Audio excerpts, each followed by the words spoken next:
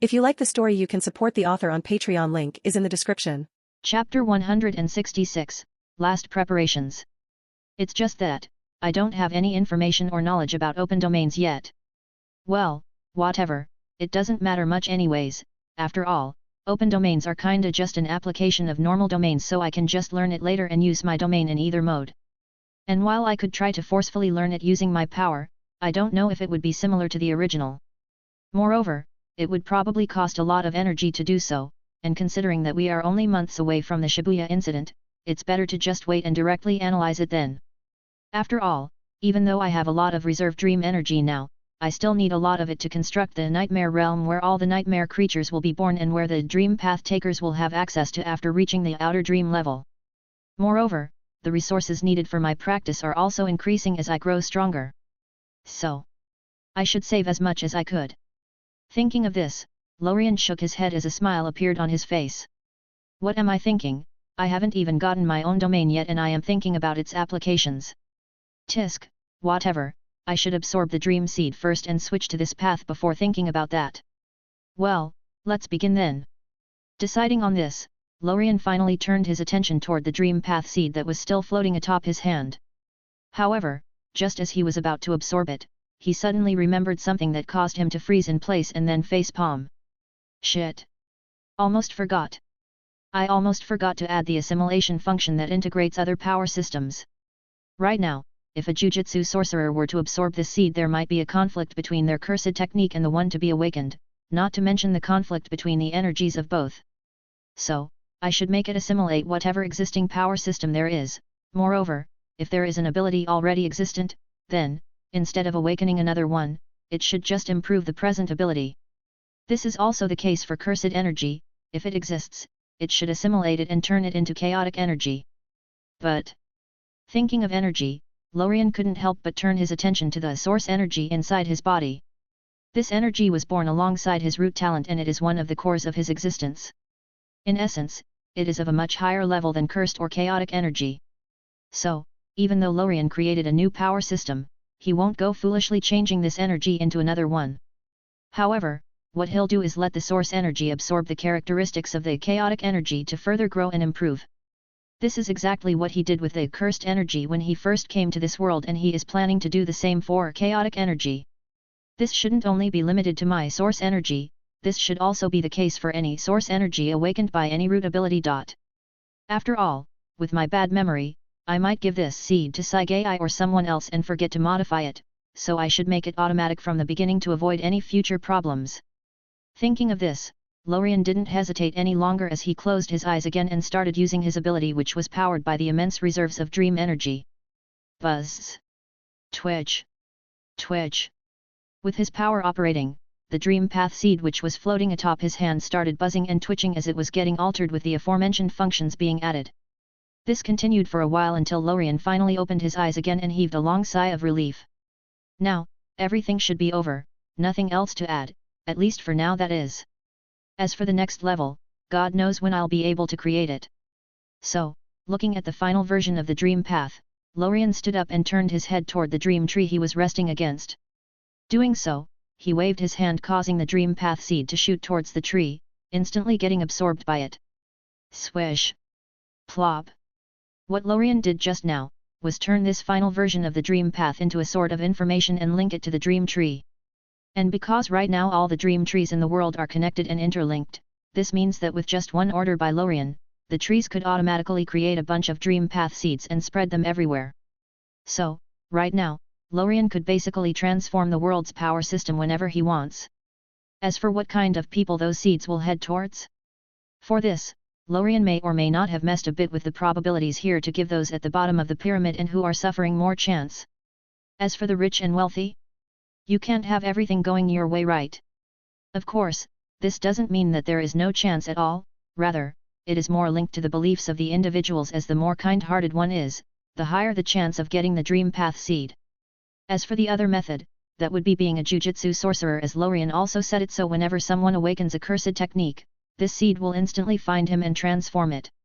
It's just that this has to wait until the official launch of the dream path. Sigh. It's a pity that the nightmare realm isn't ready yet, however, it should be done in a couple of months or so. Of course, if nothing unexpected happens, that is. Finishing all of this, Lorien finally shook his head as he sat back again and leaned his back against the tree. Doing so, he extended his right hand forward and used his power, causing another dream path seed to instantly appear above it. Tisk, after finishing something once, it always becomes much easier. The first step is always the hardest. Chuckling lightly, Lorien's gaze remained centered on the seed, not leaving it for a moment. Well, let's begin, I've waited for too long. Chapter 167, Awakening Stage. So, filled with anticipation and tension, Lorien then moved his hand slightly upwards and clenched it, causing the dream path seed to instantly disappear into his body. The moment this happened, some mysterious changes started occurring inside Lorien's body. The first of which is the construction of a path which didn't previously exist. This is very similar to the natural paths and power systems naturally born in some worlds, where even though the natives may not have a cultivation technique to guide them, they will still progress naturally alongside the levels, albeit a bit slowly.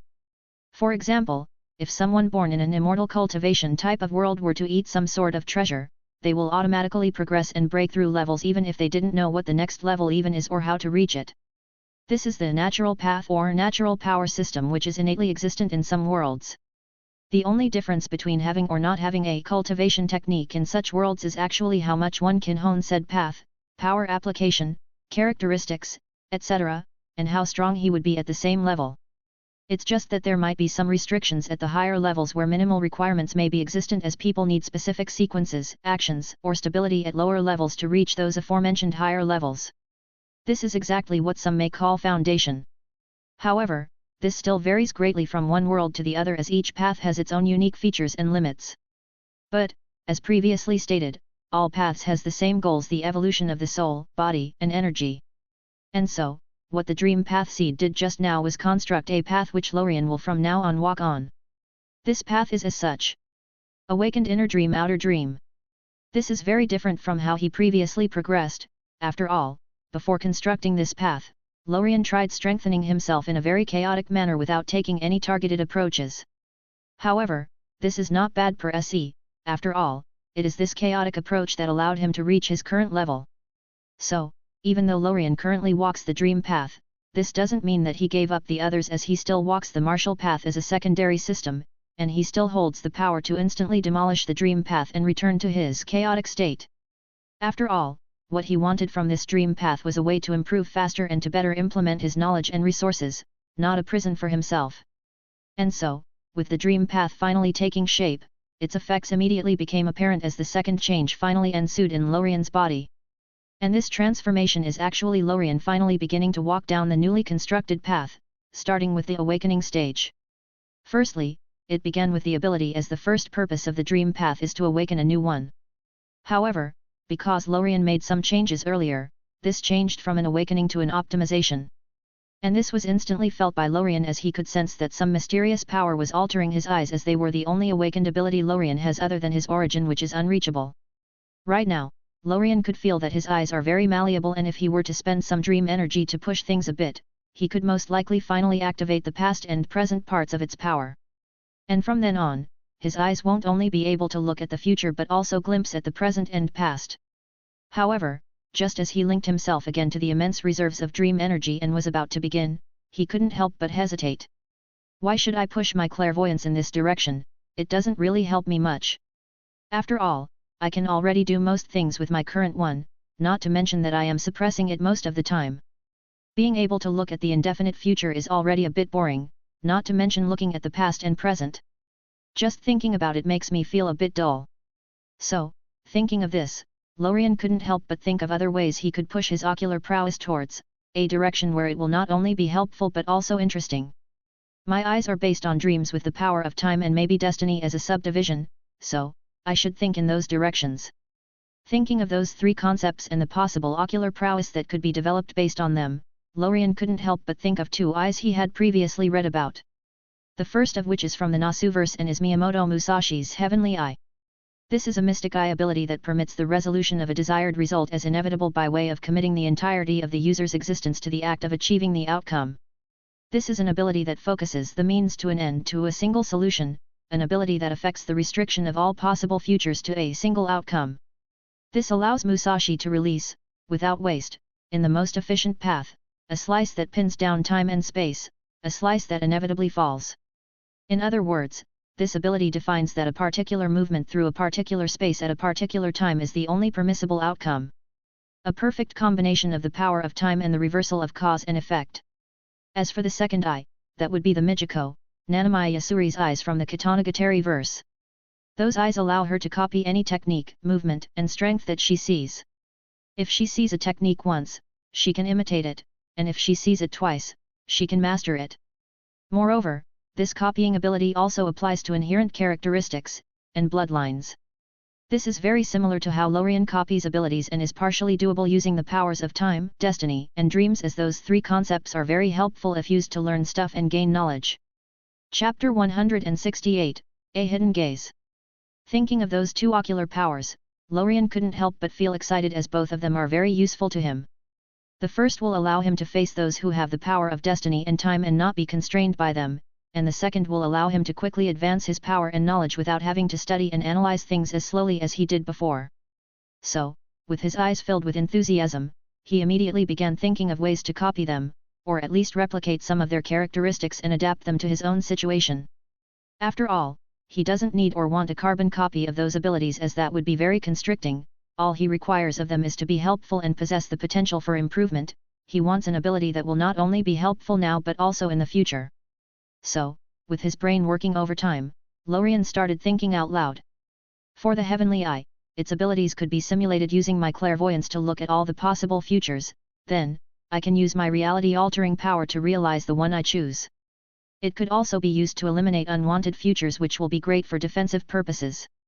Nodding in affirmation, he couldn't help but assert. Limiting the infinite number of futures into one, this is somewhat similar to how I use my power to reverse cause and effect. Moreover, with the addition of the powers of destiny and time, even if I were to fight someone with such power, I won't be suppressed. Finding a way to copy Musashi's Heavenly Eye, Lorien couldn't help but feel enlivened. It's just that thinking about the Mijiko, he immediately started getting a headache as he didn't know how to go about copying this ability. However, thankfully, this didn't last long, as Lorien suddenly slammed his right fist on his left palm, his eyes widening as he then exclaimed. "Got it! I could use the power of time, and more precisely the power to gaze at the past. Doing so I can observe a person's experience, what he lived through, what he learned, and everything about him. Then, I can use the combined powers of dream, destiny, and time to copy those experiences over. Tisk, tisk, tisk, those powers are great for cheating. The power of time could be used to shorten the period needed to learn things, the power of destiny could be used to learn stuff that will be learned in the future by reversing cause and effect, and the power of dreams could simply turn dreams into reality, no logic needed there." Smiling happily, Lorien couldn't help but imagine his future life where he could simply look at people and copy their abilities without having to do anything extra. However, just as he was about to implement his plan, he suddenly frowned as he thought of something. "Those abilities border on concepts and laws. I am not able to create them based on my current power and knowledge. However, I could take a brute force approach and simply burn energy to achieve it. It's just that, the energy to be consumed will be immense, and it might affect my plans to create the Nightmare Realm."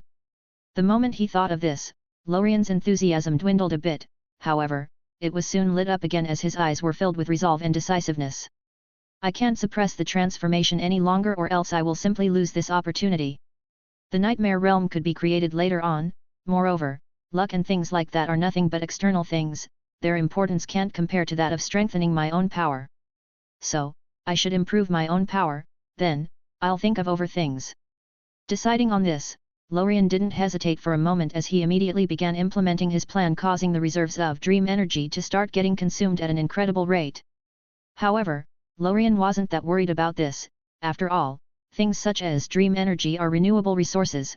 Moreover, the reserves he has right now are the accumulated dreams of the entire planet for a few months, so it's imaginable how massive it is.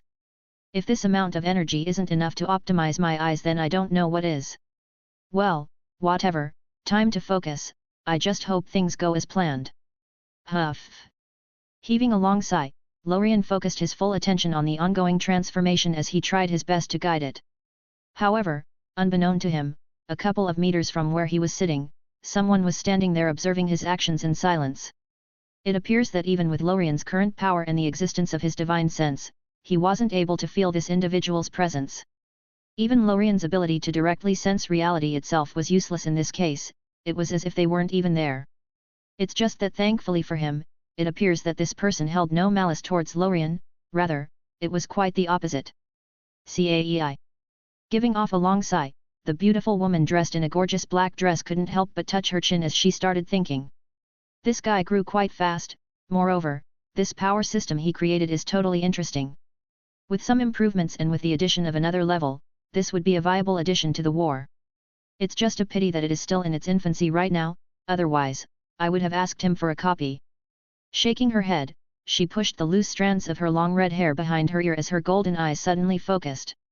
When I helped him make those eyes, I focused on the aspect of future, present and past with time being subsidiary to a dream. But I really didn't expect him to make such a modification, however, thankfully, the abilities he chose are very compatible and are still within the limits I set at the beginning, otherwise, there would have been a conflict. The Heavenly Eye ability he spoke of corresponds to the future aspect while the Mijiko ability corresponds to the past. What's missing to create a complete balance is the present aspect. I could add an ability that allows him to look at the present and ignore time pauses, it's extremely useful. Well, even though he improved a lot, he still lacks a lot of knowledge, but whatever, let me help him again. I am also a bit curious as to what sort of ability will be born with my assistance, after all, even I don't know what will ensue now. Thinking of this, Moira's eyes narrowed slightly as a smile appeared on her face. Ha ha ha, it's very interesting. My decision to choose you was very correct. Come on. Don't disappoint me. Chapter 169, Chrono Eyes. And so, with Moira's assistance, Lorien suddenly discovered that the task at hand became much easier, and even the energy consumption was greatly reduced. Sensing this, Lorien felt puzzled not knowing what was happening, however, he wasn't about to waste such a great opportunity as he immediately took advantage of it and strengthened his efforts. I don't know what's going on, however, I can't waste it. Of course, unbeknown to him, this was Moira's doing as she was guiding the evolution from the sidelines, optimizing it, and fixing problems and issues when they arise. She added some parts while removing others that would be detrimental in the long run. This continued for a while as a quarter of the reserved dream energy got consumed, only then did things finally settle down. Finally, it's over. Opening his eyes slowly, they shone with a faint golden light as mysterious lines could be seen looming inside of them. Those lines looked like intricate inscriptions that were carved by nature itself. Frankly, they didn't look like something humans can make. However, sadly, this incredible sight didn't last long as soon afterward, those lines silently faded away causing the eyes to return to their normal state. Huff! Releasing a long sigh of relief, Lorien immediately began checking his abilities to see what changed. After all, even though he did his best to guide this transformation, things could still go astray. Well, let's first check my clairvoyance, even though I don't use it much, I'd hate to lose it. Thinking of this, he immediately began testing it as he hoped for the best. Nothing changed, I can still see the future, moreover, it became much easier, additionally, I can feel like there is another ability linked to it. Feeling this new ability, Lorien immediately recognized it as one of the new ocular prowess he awakened. Those abilities are really weird, once awakened, I instinctively knew how to use them, it's as natural as moving my arms. Well, whatever, let's organize things now. Reaching here, Lorien started mumbling out loud. My eyes now have 3 abilities. The first is copy, which allows me to copy the knowledge, experience and abilities of others, this ability corresponds to the Mijiko. The second is clairvoyance and lock, which allows me to see the infinite future possibilities and affect them by choosing the ones I prefer or simply eliminating the ones I don't like. This ability is a combination of the Heavenly Eye and my own clairvoyance. Sensing those 2 abilities, Lorien couldn't suppress the joy in his heart as a huge smile appeared on his face. Ha ha ha ha ha, great! Those powers are really useful to me. And even though they could still be blocked by those who possess the power of time, such cases are very rare. Well, the stronger the target, the harder it is to affect them, and it is not able to affect those who are much stronger than me. Whatever, I shouldn't be too greedy, the gains are already great. Thinking of this, Lorien finally turned his attention to the final ability, feeling a bit shaken. This ability wasn't something he guided or created himself, rather, it silently appeared on its own, moreover, it's quite absurd. This ability is called Time Anchor, it is not an active ability, rather, it is a passive one. All it does is anchor me to the present, making anyone who wants to attack my past pass through the present first. Moreover, it could help defend against attacks such as time reversal and acceleration. It is basically a passive defensive ability that counters time attribute attacks. Tisk, while it's just a passive ability, it's incredibly useful, it feels as useful as the two abilities I made myself. Thinking of this, Lorien's smile grew even wider as he started laughing out loud. Ha ha ha, I am really lucky. To think such an ability would be born on its own. However, what he didn't know was that the culprit behind all of this was standing right next to him, rolling her eyes at him. Luck my ass. If it weren't for my help, don't mention Time Anchor, you'd even have difficulty forming the first two abilities. Tisk, not to mention the energy you currently have, multiplying it by 10 wouldn't be enough to create such powers. Well, whatever, I have to get back to my beauty sleep, I hope this guy doesn't wake me up that soon. He really knows how to mess things up. Shaking her head, Moira couldn't help but yawn as she then silently disappeared from her position, leaving Lorien alone to celebrate his success. Ha ha ha, this went greater than expected. And there is still enough dream energy to create the nightmare realm. Still smiling happily, Lorien continued to explore those newfound abilities with great interest. Well, now that this ability became so strong, it would be bad not to give it a name. Most if not abilities are based on time, so, they should be called Chrono Eyes. Yes. That's the name. Nodding slightly, Lorien felt satisfied with this name. After all, he knew that his naming ability was quite bad, and it would be hard to think of anything better. Shaking his head, Lorien quickly threw those thoughts aside as he turned his attention to the dream path. The moment he absorbed the seed and optimized his ability, he instantly reached the peak of the awakened stage thanks to his already immense power. So, there is no need to accumulate energy and develop his ability like normal people, he could instantly reach the next level whenever he wanted. I already began, there is no need to stop, moreover, the ability I just got was nothing but a surprise, the main objective of this path is the inner dream stage where I can strengthen my will. Thinking of this, Lorien decided to leave the test and exploration of his new ability for the latter as he immediately closed his eyes, getting ready to break through to the next level. Don't let me down. Chapter 170, The Start of a Story. Meanwhile, just as Lorien was preparing for his breakthrough to the inner dream stage, a very interesting scene was currently being staged at a distant high school in Japan. Right now, atop a dilapidated school building, stood three people facing each other. The oldest-looking one appeared to be fully relaxed as he held a bag containing some food he had just bought, another looked injured as he was currently on one knee, his hands forming a seal in front of him as he looked at the last person present, his full attention focused on him. This was exactly the scene that declared the beginning of a 1,000-years-old plan and a journey full of grief and pain. However, if Lorien was here, he would have noticed that there is something a bit different from the original scene he saw in the anime. And this change would be Gojo, who looked very different from half a year ago as he appeared to be much sturdier and muscular, giving off a more powerful vibe. Different from the slender look he had at the start of the series, he now looked a lot like how he looked when he was released from the prison realm. It seems that his battle with Lorien and the loss he suffered pushed him to further improve and strengthen himself. It appears that he wasn't joking when he stated that it would be unknown who would win the next time they battle. It's just that this isn't that important right now, as none of those present knew anything about this. So, everything continued as per the script as Gojo leaned closely towards Itadori, examining him. Ha ha ha, damn, it really did combine with you. That's hilarious. Anything wrong with your body? Gojo then asked after commenting on the situation. Not particularly, responded Itadori. Can you swap out with Sukuna? Sukuna? The curse you ate? Oh, yeah, I think I can do that. Then give us 10 seconds, once 10 seconds are up, come back to us. But don't worry, I am the strongest. Saying this, Gojo threw the bag he was holding toward Megami and said. Megami, hold on to this. What is this? Kikufuku from Kikuzuian, it's Sendai's specialty and it is super good. Hearing this, Megami's eyes widened in disbelief as he looked at the bag he was currently holding. This guy actually went and bought souvenirs when people were out here dying. It's not a souvenir. I am going to eat it on the way home. And meanwhile, just as the two were chatting, Itadori had already relinquished control of his body to Sukuna without anyone noticing. So, Without leaving anyone time to react, the unchained Sukuna immediately jumped toward Gojo, causing Megami to shout out in fright to notify his teacher. However, the latter didn't seem to care much about this as he continued talking about the food. Swish! Boom! With a cloud of smoke appearing because of the impact, everything fell silent for a moment as Megami closed his eyes for a moment to protect his eyes while also holding the bag of food tightly to his chest. It's just that the moment he opened his eyes again, he was instantly met with a pair of red eyes that were inches away. Those were Sukuna's eyes as we were currently on all fours as Gojo sat leisurely on his back. Doing so, Gojo didn't seem to care much about the attack as after a moment of silence he immediately continued his talk. It seems that he really loves the food.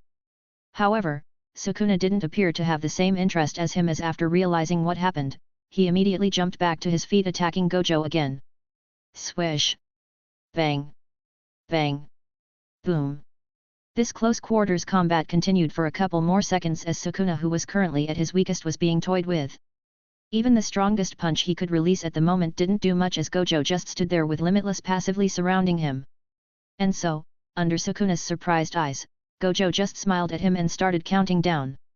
7. 8. 9. Should be time. Beat. The moment he said this, Sukuna felt a strong heartbeat as he instantly lost control of the body and got forced back inside of Itadori. Damn it, again. I can't take over. Who the hell is this, Itadori, brat? And so, with those last thoughts, Sukuna's voice faded away as the pink-haired young man who had restored control of his body asked Gojo. Oh, was everything okay? I am shocked. You can really control it. Responded Gojo. He's kind of annoying, though, I can hear his voice.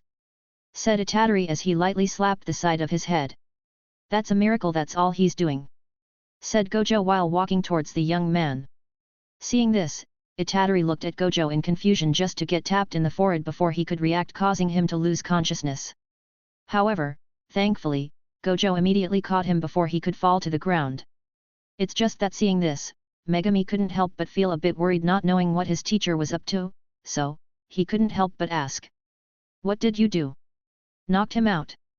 If he isn't possessed by Sukuna when he wakes up, he might have potential as a vessel. Saying this, Gojo then turned his head toward Megami and continued in his usual upbeat voice. Now, I have a question for you, what should we do with him? Even if he is a vessel, Jujutsu regulations demand Itadori to be executed, however, I don't want to let him die.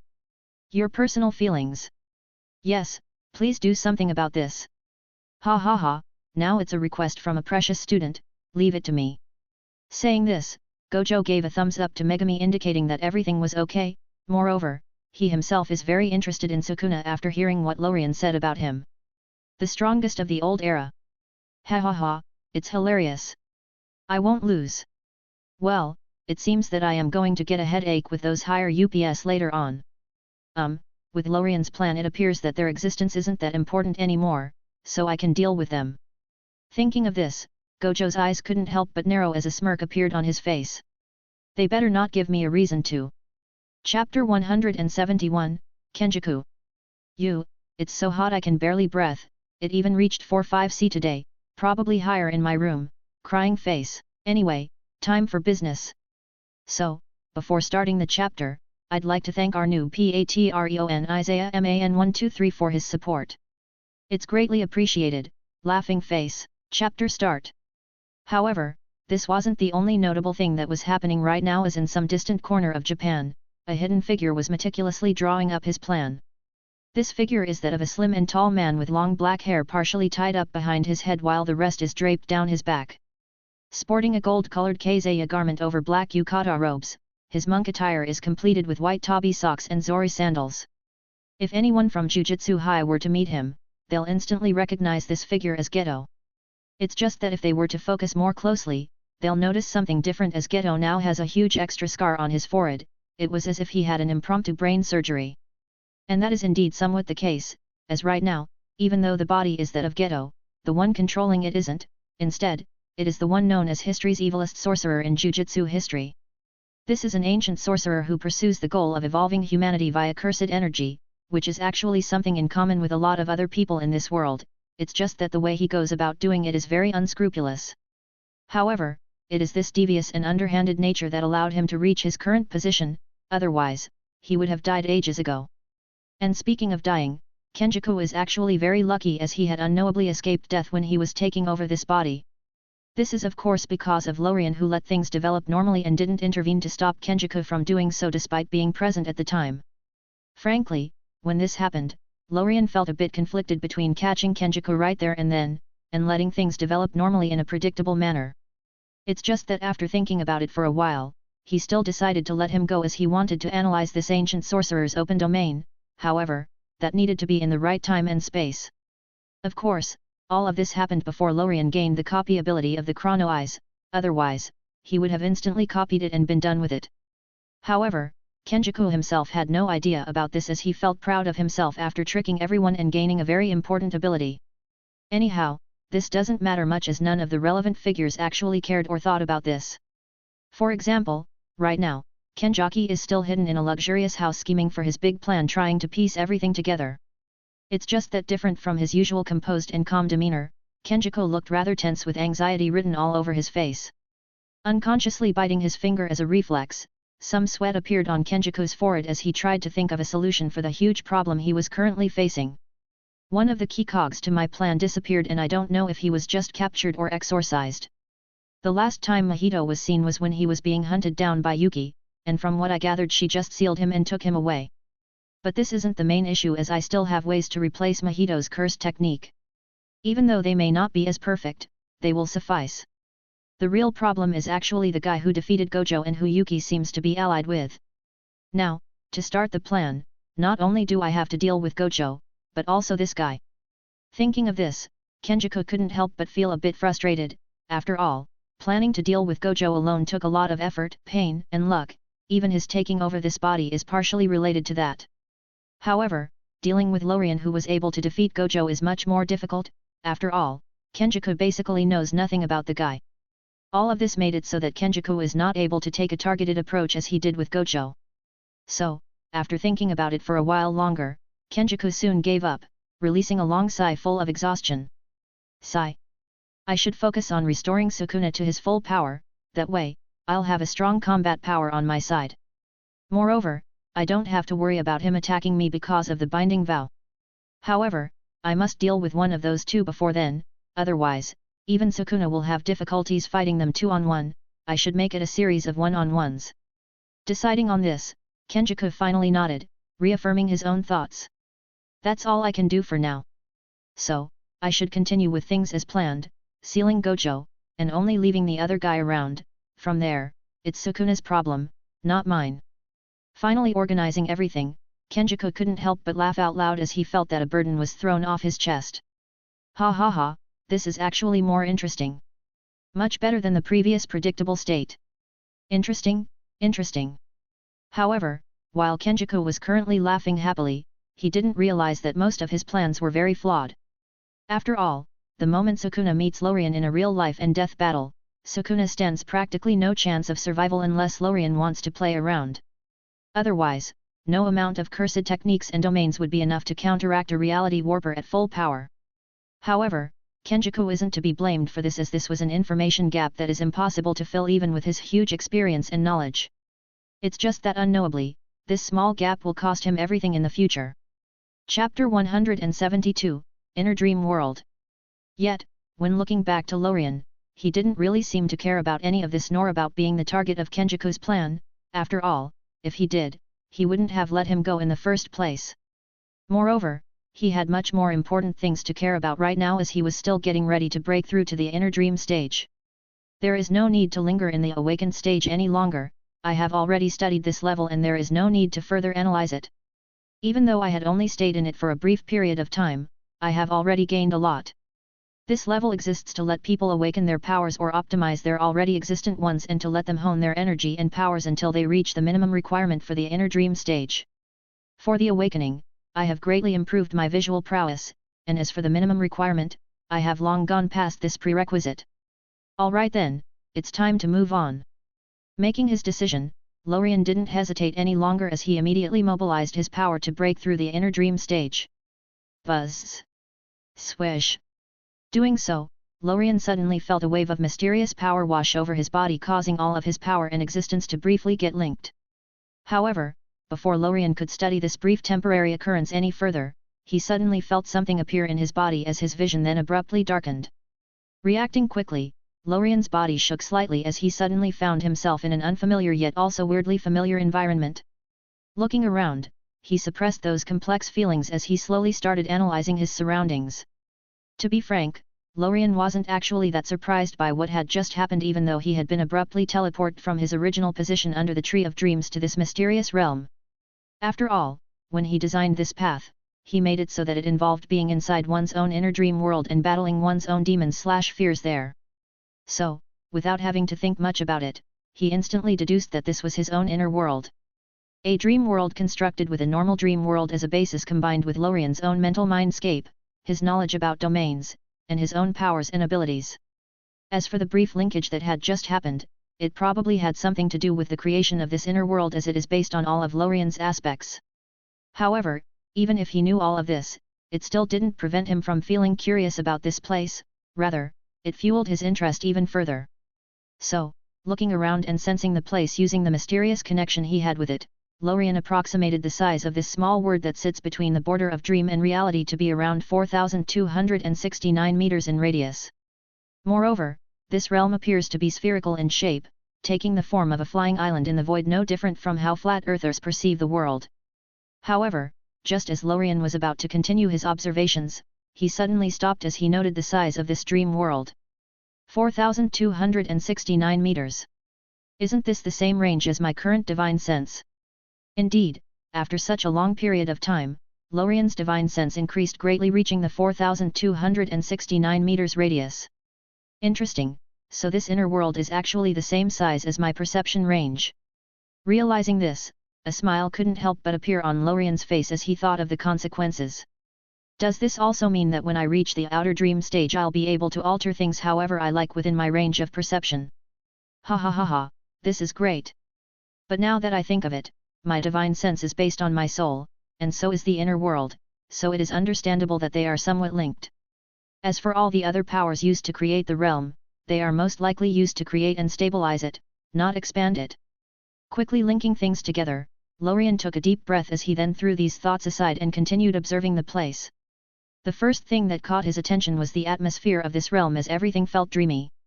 Everything gave off that weird feeling that one gets when just waking up from sleep. However, after getting over it, his attention was instantly attracted by the huge golden cherry flower tree standing at the center of the realm. This tree was so big it stood thousands of meters high, with its crown covering the sky as golden dreamy blossom flowers kept continuously falling and floating away and around in all directions. However, if one were to look more closely at those blossoms, they'll notice that soon after separating from the tree, they transform into multicolored bubbles with different scenes and worlds inside of them. Those bubbles are dreams, an unimaginable amount of them. Just looking from his position, Lorien couldn't count how many of them there were in the sky. However, he didn't have to, all he knew was that they looked very beautiful as their transcendent beauty complemented the mysterious night sky full of golden stars. And speaking of the sky, there appears to be only these aforementioned golden stars without any other planets or celestial bodies. Lorien didn't know if this were temporary or that's how this realm was supposed to be, however, he didn't really care as it didn't affect the functionality of this inner dream world. And finally, speaking of functionality, Lorien eventually turned his attention to the main objective. So, closing his eyes, Lorien instantly felt the few weaknesses within this realm. He could also feel that he could challenge them whenever he wanted. He also felt that by challenging them, he would be challenging his own fears and weakness, and by defeating them, not only will he consolidate this realm, but more importantly face up to his fears. Realizing this, Lorien took a deep breath as he moved toward the center of the realm and sat under the huge golden tree. It's always comfortable sitting in such a place.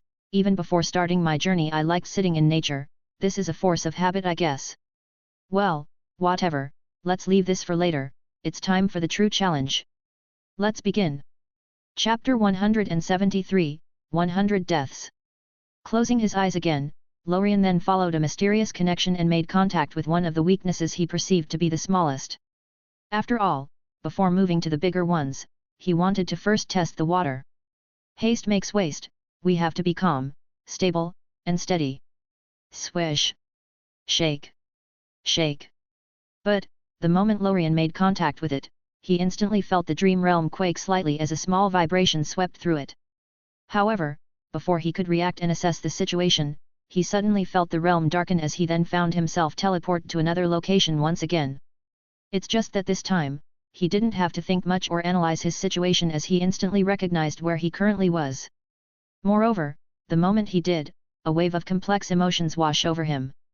From anger, irritation, and frustration, to bitterness, indignation, helplessness, and a slight bit of fear. It's been a long time since Lorien felt such a large number of complex emotions, let alone so many negative ones. However, this is to be expected as the scene Lorien suddenly found himself in is the one where he saw the Abyss world and made contact with that Transcendent level man who got killed by Moira. It's just that Lorien didn't know about the last part as his memory stops at the moment when the man attacked the orb with him watching helplessly unable to do anything. Humph. Snorting lightly, Lorien didn't appear to be in a good mood as he looked at the man in front of him. I somewhat expected this, however, to think that this is only the smallest one. Well, now that I think of it, it's been a long time since this happened and I have long calmed down. However, it appears that I haven't been completely over it. Whatever, let me bury it today. Quickly deciding on this, Lorien decisively exited the orb and rushed toward the man, attacking him. Right now, Lorien was still in a dream of sorts, so even though this place looked like nothingness, it doesn't have the same attributes and characteristics that make it fatal to the non-transcendent level beings. After all, this was nothing but a reenactment of what happened, which is created with the objective of allowing Lorien to get over his fears. Otherwise, no matter how angry Lorien was, he wouldn't have jumped to his own death.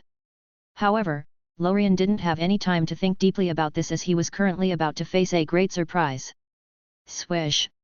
Instantly reaching his target, Lorien called out his sword just in time to swing at his enemy. Zing-ug!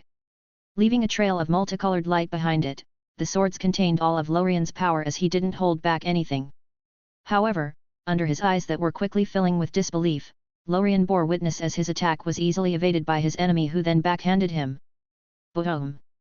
With his vision instantly darkening as a consequence, Lorien's body shook as he then suddenly found himself back in the same position he started from. Did I just die? Realizing this, Lorien's eyes widened even further as shock and apprehension became visible on his face. After all, no matter how brief it was, this is the first time he had truly experienced death. However, Lorien quickly suppressed this weird feeling as he was more interested in what just happened. This doesn't make any sense. It's not supposed to be like this. This level is created to let the Pathwalkers face their fears, so, logically, the enemy should also be about the same power level if not weaker. However, this is not the case here. It's just that before Lorien could further analyze what had just happened, the enemy standing in front of him suddenly lowered his gaze, causing Lorien's scalp to tingle and his body to stiffen. This is the feeling Lorien had completely forgotten, a feeling of being completely suppressed at the life level. However, Lorien didn't have any time to slowly experience the feeling as the man suddenly spoke before attacking. Itinutrapo na kasniag tien lo I izareto, yadot levart ot dedict ileql. Luckily I decided to travel today. Otherwise, I wouldn't gain such an opportunity. Hearing this, Lorien realized that this was truly a complete recreation of the scene he experienced then. Understanding this, he couldn't help but slightly relax as he observed the enemy's attack rushing towards him. After all, he was still standing within the protection of the orb. Boom! Crack! Crack! However, before Lorien could feel any joy, he suddenly saw cracks manifest from the point of impact as the barrier was then pierced, allowing the attack to reach its target. Swish! With his vision darkening once again, Lorien's body shook once more as he then found himself back in the same position he started from. The barrier broke. What the hell is wrong with this level? Not only is the enemy not weakened, but it also got even more powerful. Realizing this, a feeling of dread instantly washed over Lorien as he didn't know what to do. Moreover, he didn't have time to settle down and think as the enemy had already launched another attack targeting him. Boom! Crack! Crack! Returning to his original position once more, Lorien took a deep breath as he called out his sword and looked at the enemy, his eyes full of hostility. I don't have time to slowly analyze this. Moreover, if I am going to keep dying, then let's do it in battle. Resolving himself, Lorien didn't wait for his enemy to attack this time as he rushed towards him on his own and attacked him. It's just that sadly for Lorien, the outcome still didn't change as he found himself back again in his original position. However, with his stubborn mentality, he wasn't about to give up so easily as he continued attacking again and again. Swish boom death! Swish boom death! Swish boom death! This continued for a long time as Lorien truly experienced hundreds of ways of death. Is this what strengthening willpower is supposed to be? Continuously dying over and over again until one's will becomes like steel.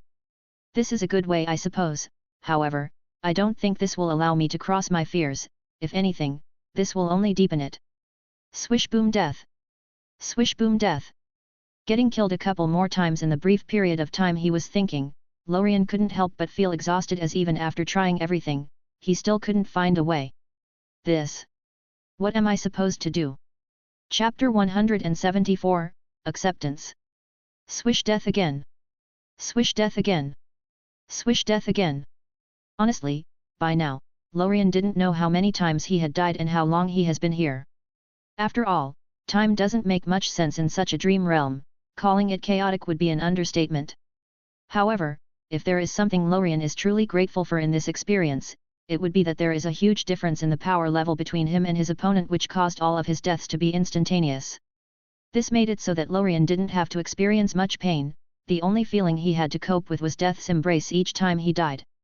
Although this experience is very brief each time, it wasn't pleasant at all. Swish death again! Swish death again! Tisk, I am almost getting used to it. However, even though this is the case, Lorien didn't want to continue his streak of death for no reason. It's just that this is not something he could control, the only options he has now are either to quit or to defeat it. Sigh. What should I do? Giving off a long sigh full of exhaustion, Lorien has nearly lost all hope as he had accepted the fact that he couldn't beat him right now. Sigh. Direct combat really doesn't work. However, now that I think of it, why am I even fighting him? It doesn't make sense. This is something that has already happened in the past, not to mention that it is practically just an illusory recreation of the event.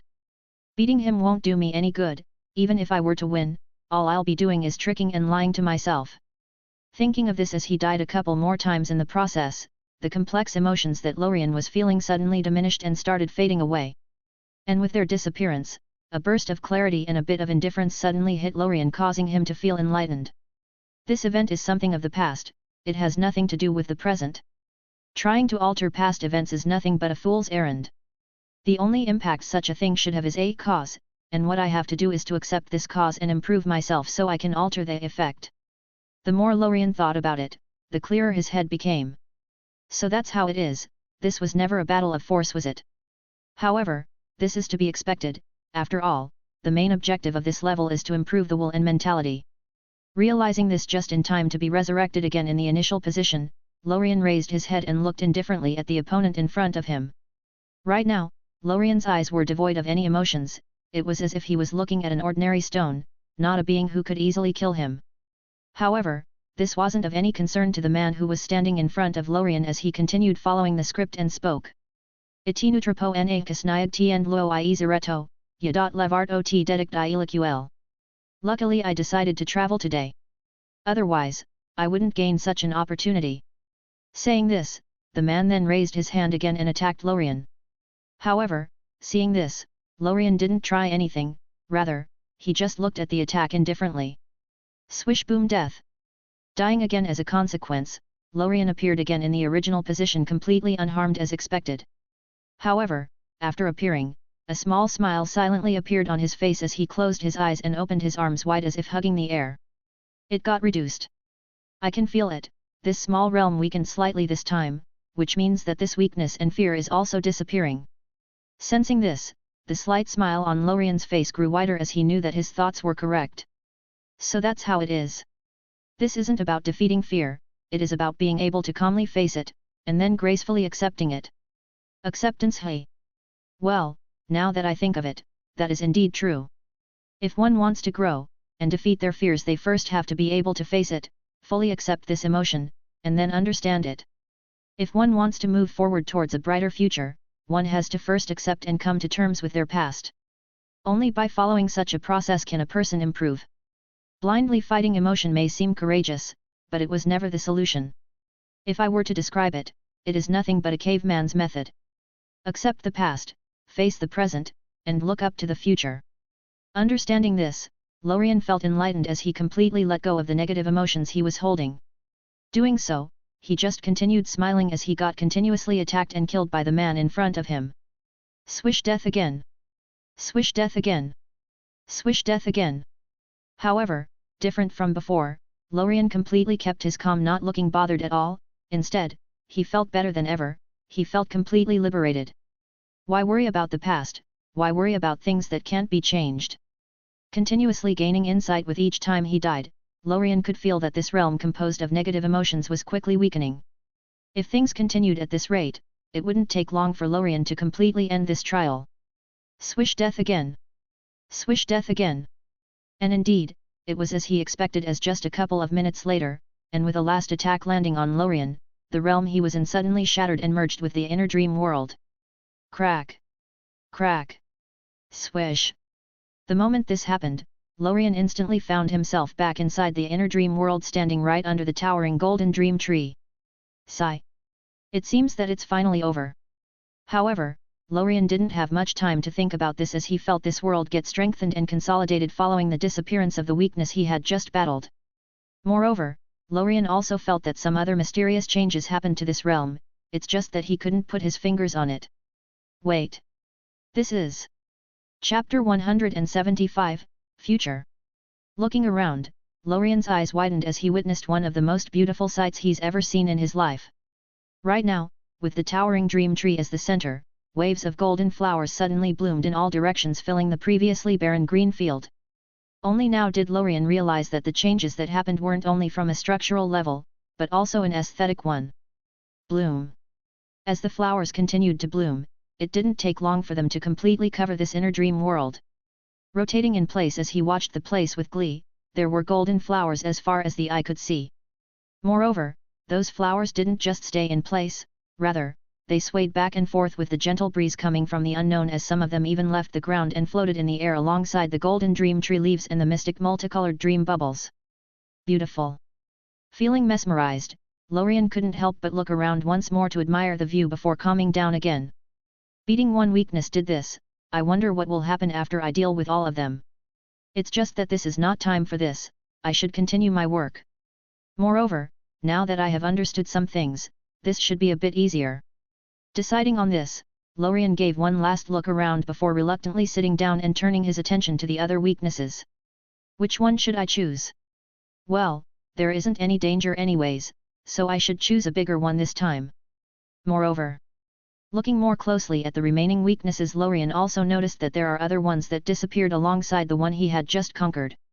It appears that defeating a weakness doesn't only target that specific one, but also gets rid of others that are of similar nature. Meaning, that those related to past events also disappeared.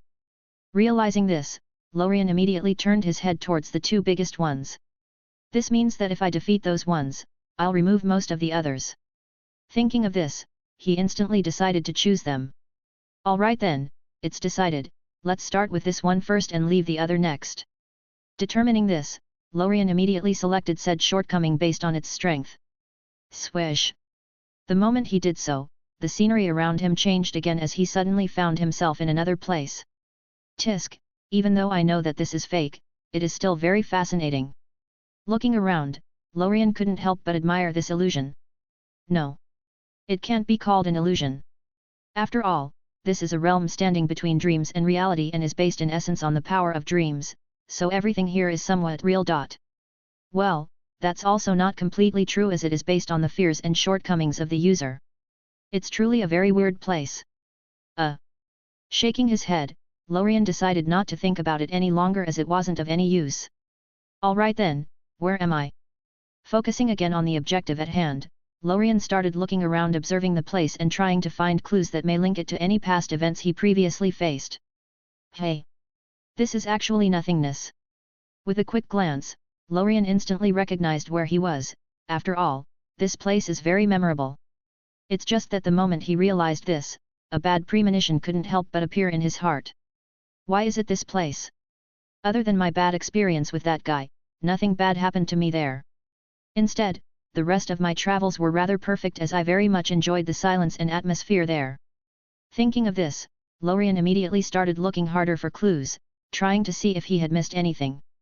However, to his dismay, even after scanning the place from top to bottom and from left to right, he still didn't find anything. After all, there is actually nothing to be found here other than the dreadful silence and the beautiful twinkling stars. Did I miss something? Or is this realm different from the previous ones? Thankfully, Lorien didn't have to think much longer about this, as just as he was losing patience, something incredible and terrifying at the same time happened. This. What is happening? Why am I not allowed to control my body? Indeed, as the golden orb that protected Lorien in nothingness suddenly started moving in a certain, Lorien also lost control of his body. And while this may only be the case with Lorien's allowing it, as he felt that if he forcefully restored control he would instantly stop the challenge, it still felt very annoying. It's just that Lorien didn't have much to think about this, as suddenly, a burst of information silently appeared in his mind. This. So that's how it is, hey. This is not the past, rather, it is the future. And more precisely, it is a future hypothetical scenario. Realizing this, Lorien completely relaxed and continued watching, his eyes full of interest. However, this interest soon faded away and a frown silently appeared on his face, as soon after, a familiar world came into view. Why is it this world? Looking at the outside crystal wall surrounding the small world, Lorien immediately recognized it to be the High School of the Dead world. But thankfully, or more precisely, sadly, Lorien soon came to understand the reason for this as his eyes peered through the crystal wall surrounding said world. This. Looking there, Lorien's eyes soon widened as his eyes were then filled with rage. From his current position, Lorien watched as Saigei battled two unknown guys. "Who are you guys?" said Saigei. However, it appears that the guys facing her didn't want to expose their identities as they just responded. "It doesn't matter, ha ha ha ha. Just die. Or we could let you go if you accompany us too, ah ha ha ha ha." Hearing this, Lorien couldn't help but feel pissed. If he had control of his body right now, he would have already scattered their bodies into dust. However, Lorien wasn't the only one feeling such emotions, as Saigei, who was facing them, instantly reacted by intensifying her attacks. It's just that her opponents were much stronger than her, causing her struggles to be futile as she soon collapsed after receiving a combined attack by the two. Seeing this, Lorien couldn't hold himself any longer as he forcibly took control of his body and attacked the two. It's just that before his attack could reach its target, he soon found himself back at the initial starting point. Realizing this, he instantly calmed down as a frown appeared on his face. What was that just now? This realm was actually able to affect my perception, causing me to forget that this is an illusion. But, even after that, I was still able to recall that this is just a future scenario. What's going on here? Chapter 176, No Worries. It's just that before Lorien had any time to analyze what was happening, the golden-colored barrier that was carrying him suddenly started moving again. Realizing this, Lorien immediately focused his attention once more and waited for the HOTD world to appear again. However, to his dismay, it didn't appear even after waiting for a long time. Instead, it was another world that soon came into sight. Moreover, it was a world that he was familiar with. So it's the Demon Slayer world this time, hey? I wonder if it'll be a similar scenario to the one I just witnessed. Thinking of this, Lorien focused his full attention on the world's crystal wall as he gazed inside. Doing so, he instantly understood what this new scenario was all about as he saw Nezuko, Shinobu, and some of his other acquaintances going about their day unaware of the incoming danger that took the form of a nuclear bomb flying their way. "Hey Shinobu, when do you think Lorien will be coming back?" said Nezuko in a daze. "I don't know. But it should be soon, as we have finished the thing he asked us to do."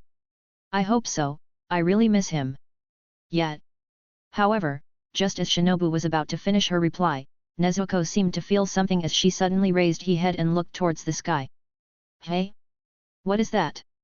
It's just that before Shinobu could react to this call, the weapon of mass destruction above their head detonated.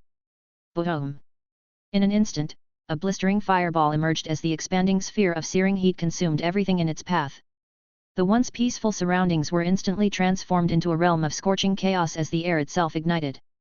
But as swiftly as it had emerged, the raging fireball began to recede, and from the heart of the inferno, a plume ascended, billowing into the sky, forming a huge mushroom cloud.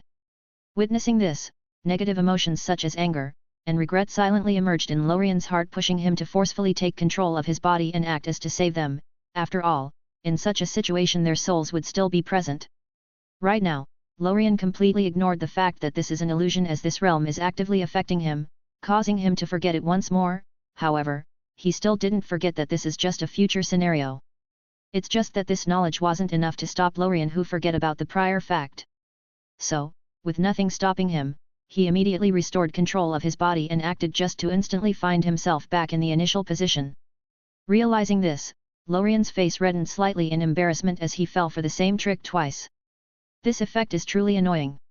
It is very hard to guard against without using my power. Well, this could also be counted as me using my own power to trick myself, as this realm is technically still mine. Thinking of this, he couldn't help but smile.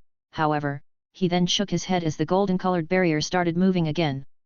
But this time, it didn't go to a new world, rather, it headed once more for the HOTD world, where another tragic scenario unfolded in front of Lorien's eyes, who fell for the same trick once again. Ugh, this is starting to get on my nerves. This continued in a loop for an unknown amount of time, as Lorien experienced hundreds of scenarios in a daze. From those dear to him getting killed in the most tragic of manners, to the worlds getting attacked and destroyed by some passerby transcendent level beings. He's truly witnessed an unimaginable number of scenarios that came in all shapes and forms. But thankfully, this wasn't in vain, as after all of this, he finally comprehended the goal behind those events. The previous test taught me to not worry about the past. So, this test's objective is to teach me not to worry about the future. The future possibilities are infinite. If one were to worry about each of them, one will just get tired to death. It's good to plan for the future, but one should not be afraid of it and hinder his own steps because of fear. Some people may have great ideals, but they are afraid of taking the first step because of some hypothetical consequences that are completely fictional. However, while this test touches on this, it is mainly about the single idea of not worrying about a future which we can't affect or touch. So, if we are to merge the lessons of the two tests, the main idea would be not to worry about the things which we can't affect and only focus on those we can. It's just that even though Lorien realized this, it wasn't enough to get him out of this realm. After all, the objective behind this test is not to give him some ideas. Instead, it is to etch those thoughts into his beings using all the different scenarios he experiences. This is similar to how in the past test, even though he realized the insight behind it, he still died many times after it to fully comprehend and etch it into his thoughts. And so, that's exactly what's happening right now, as Lorien continued to watch different scenarios unfold over and over again. This continued for a long but unknown period of time until Lorien was finally able to face all of those future possibilities calmly. Buzz. Buzz. The moment this happened, Lorien's vision suddenly glitched as he suddenly found himself back under the towering dream tree. However, he still kept his eyes closed, taking his time to fully absorb the insights he just gained. It's just that as he did so, he was completely unaware of the unbelievable changes that were happening in his inner dream realm. After all, if he were, he wouldn't have sat there so calmly. Chapter 177, Transcendent Stage Method. Right now, a huge unbelievable change was happening to the inner dream realm. Shake. Shake. The moment Lorien passed the test, the whole inner dream realm shook. It felt as if this realm would collapse at any moment. However, this of course wasn't the case. It's just that the changes that were currently happening are too huge for it to be silent. Crack. Crack. As the earth cracked in some areas and rose in others, rivers, streams, and small mountains emerged in all directions. Golden sand dunes appeared in certain locations, and green forests emerged in others, while snow accumulated atop certain mountains. From the previous monotonous state with golden flowers everywhere, a new varied landscape appeared.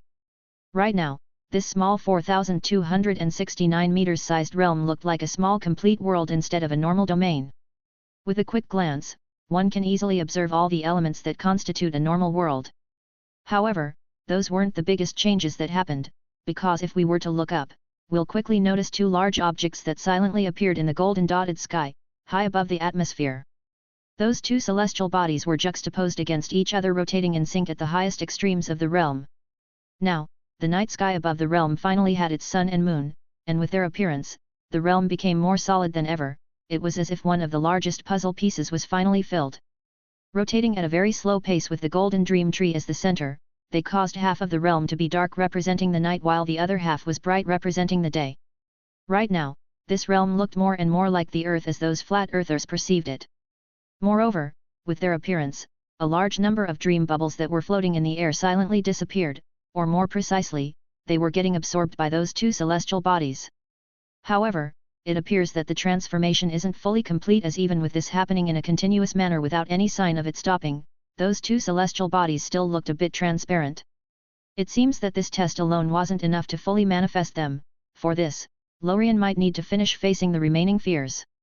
It's just that such a choice should be left for Lorien, who had just finished absorbing the insight, to decide. Opening his eyes, the first thing that caught Lorien's attention was the bright light that affected his vision. Narrowing his eyes slightly, Lorien couldn't help but raise his hands and place them slightly above him so as to block the rays of the sun. The sun? Where did it come from? There shouldn't be a sun in this realm. Realizing that something was wrong, Lorien immediately became vigilant as he started scanning everything around him and analyzing the situation. However, as he did so, he got more and more surprised by the things he continuously uncovered as astonishment and amazement became apparent on his face. Wasn't there a huge flower field that expanded in all directions? Where did it go? Never mind, those flowers still exist, it's just that they got assimilated and adapted to the newly emerging landscape. Some became water flowers floating above some of the lakes, while others became ice flowers above the icy mountains. Tisk, tisk, I knew that beating those tests will cause change to the realm, however, I didn't expect it to be so large. Shaking his head slightly as a smile appeared on his face, Lorien's eyes then narrowed slightly as he raised his head towards the heavens. But more importantly, why did the sun and moon appear? If things continue like this, by the time I finish beating all of those weaknesses, this realm might not be any different from a real world. Wait. Real world? Reaching here, Lorien's eyes uncontrollably widened as he couldn't help but look around once more as to observe the place. Doing so, a smile full of joy silently appeared on his face. This might be a bit far away, however, I think I discovered the method to reach the Transcendent stage.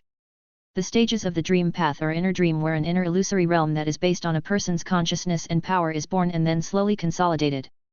The next stage comes after the consolidation of said illusory realm, as it then gains the ability to manifest into reality. As such, it is called outer dream. Logically speaking, the next level should be transforming this realm into a real and complete world. By doing so, hypothetically speaking, it shouldn't be an issue to reach the transcendent level. Moreover, the path from there would be much clearer. It's just that according to the information I got, creating a world isn't something possible. This is the case even for the guys at Moira's level. This is because all worlds are a perfect combination of an innumerable number of laws and rules, constructed in a balanced and perfect way. And to achieve such a thing, one has to master all those laws to an unimaginable level, which is something completely impossible. So, the best thing those beings can do is to create realms not so different from the one Lorien is making, just a lot stronger.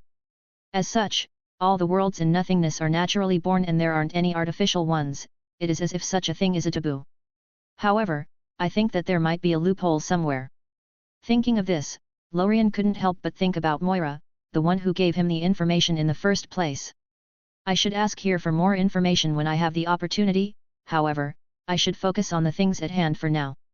Shaking his head, Lorien threw those thoughts aside as he then continued observing the realm for a while before finally turning his attention again to the remaining weaknesses. Alright then, it shouldn't take me long to finish dealing with them. By then, this realm should be perfected. Thinking of this, Lorien couldn't help but ponder about the things he'll be doing once he finishes the tasks at hand. After this, I should go and meet Sukuna. First of all, I can use my chrono eyes to absorb the open domain method once I meet him, and most importantly, I just want to do it. Narrowing his eyes, a wicked smile couldn't help but appear on Lorien's face. I really wonder how you'll face me. Ha ha. Chapter 178, Curse Womb. July 2018. It's been around a month since Lorien started his series of breakthroughs as he began walking the dream path. In this past month, a lot happened with Lorien as he continued facing the weaknesses one by one and consolidating his inner dream world.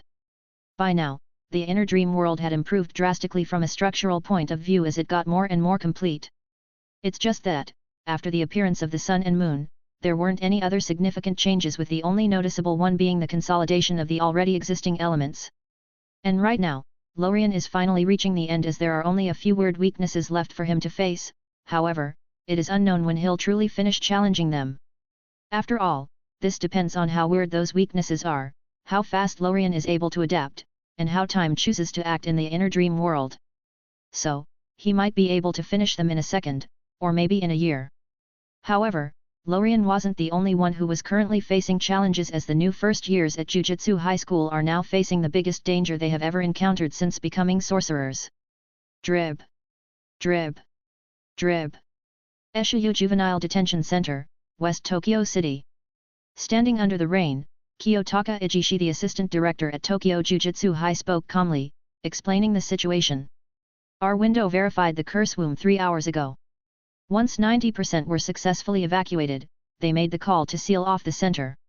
Citizens within a 500 meters radius have been evacuated, as well. Saying this, the man couldn't help but look at the 3 first-grade sorcerers who were sent here because of how urgent the situation is. Usually, to face such a strong cursed spirit that has the potential to be a special grade, a sorcerer of the same level would be sent.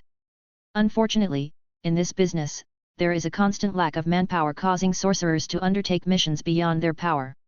However, the case here is still a very extreme and urgent one, otherwise, people at their power level wouldn't be anywhere near here. It's just that thankfully for them, it appears that they didn't really have to face this cursed spirit head-on, as Ijishi continued explaining their mission with a serious look on his face. Do not fight under any circumstances. If you encounter a special grade, your options are either to run or die. Saying this, Ijishi couldn't help but lower his voice as he looked at the somewhat uneasy students. Please, just listen to your fears, do not forget that your mission here is strictly the verification and rescue of survivors. Drib. Following this, the trio finally headed towards detainee block 2, where the 5 detainees remain with the cursed womb. Step. Step. Step. Walking slowly towards the thick iron door, the students' faces were filled with determination and resolve. Fushiguro, Kojisaki, we're gonna save them. Of course, we are. Looking at their backs, Ijishi maintained his indifferent facial expression as he raised 2 fingers in front of him and then spoke lightly. Emerge from darkness, blacker than darkness. Purify that which is impure. The moment he uttered this, a blob of darkness appeared in the sky right above the building, as it then extended in all directions, completely enveloping the juvenile detention center within. Seeing this, Itadori, who didn't have any experience, couldn't help but run briskly to the railing beside him as he then started looking around. It's becoming night, he exclaimed. It's a veil. There is a residential area nearby, so this barrier conceals us from the outside world, responded Megami. That's incredible. Hearing this, Megami just ignored him as he then raised his hands in front of him and made a specific hand sign which activated his cursed technique 10 shadows. Demon dogs. Following his loud call, Megami's shadow suddenly started twisting as a white dog suddenly appeared from within. Oh, he'll let us know if the curse gets close, he explained. Hearing this, Itadori moved closer to the dog and started petting it as he spoke gently. Oh, I see. Good boy, good boy. We are counting on you, okay? Bark. Bark. Finally, after finishing all of this, the trio finally headed toward their target as they pushed the metal door in front of them open, causing it to creak loudly. Kriaak. Let's go. Moving in swiftly with the dog treading in front of them, the trio immediately entered the second block. However, just after taking a couple of steps in, Megami suddenly shouted loudly as he noticed something unusual. Wait. However, it appears that he wasn't the only one who noticed this, as Nobara couldn't help but question. What is that? What's going on here? This is a 2-story dorm, isn't it? Added Itadori. CC, calm down. It's a maisonette. Hearing this, Megami, who was standing next to them, couldn't help but feel speechless. No, it's not. It's the deployment of an innate domain due to cursed energy. It's my first time seeing one this big. However, just as he was deep in thought trying to figure out the situation, he suddenly remembered something, causing him to quickly turn around and shout. Where's the door? Hey! Feeling confused, Itadori and Nobara slowly turned around to look at the position from where they entered, just to find nothing. The door's gone. How? We just came in through here, didn't we? What do we do? It'll be fine. The dog remembers the scent of the entrance. Suddenly interjected Megami. Oh, my. Good boy. Sigh, aren't you guys too calm? Shaking his head, Megami finally started moving forward again as he spoke. Let's keep moving. Chapter 179, Finger Bearer. Step. Step. Step. Moving forward without delay through the maze-like corridors, the trio soon entered a huge room where they found their targets. That's 3 people, right? Said Megami as he looked at the detainees, or what was left of them at least. One of them had his lower half missing, while the other 2 only had skeletons left which were compressed and merged into a single ball-like shape. It appears that whatever killed them, had its fun toying with them. Atrocious called out Nobara as she held her hands together. Hearing this, Itadori kept silent for once as he moved quickly toward the leftover upper half of the discarded body. Doing so, he straightened the blue prison garment and read the name tag on it. Okazaki Tadashi. Reading this, Itadori's eyes couldn't help but contract as he remembered the crying old woman they just saw outside, calling out her son's name. Thinking of this, he lowered his head and spoke in a calm voice full of hidden anger. Let's take this body back. Hey! It's that woman's son. But his face isn't too badly mangled, his mother won't accept it if we tell her that her son is dead, but we don't have a body. However, Megami wasn't having any of it as he walked towards Itadori and forcefully raised him up by the hood on his clothes. We have to find and verify 2 more, leave that body behind. Quit joking around. We turned around and the way we got in here was gone. We won't be able to come back for it later. I didn't say to come back for it. I said to leave it behind. Howled Megami as his eyes turned serious. I have no intention of risking my own life to save someone I had no intention of saving in the first place, he continued. However, all this did was make Itadori angry as he clenched Megami's collar and questioned. No intention of saving him? What do you mean? This is a juvenile detention center, Jujutsu sorcerers are granted access to all information about the scene beforehand. And this Okazaki Tadashi, he hit a little girl on his way home while driving without a license, it was his second offense of driving without one. Saying this, Megami's voice lowered slightly and explained.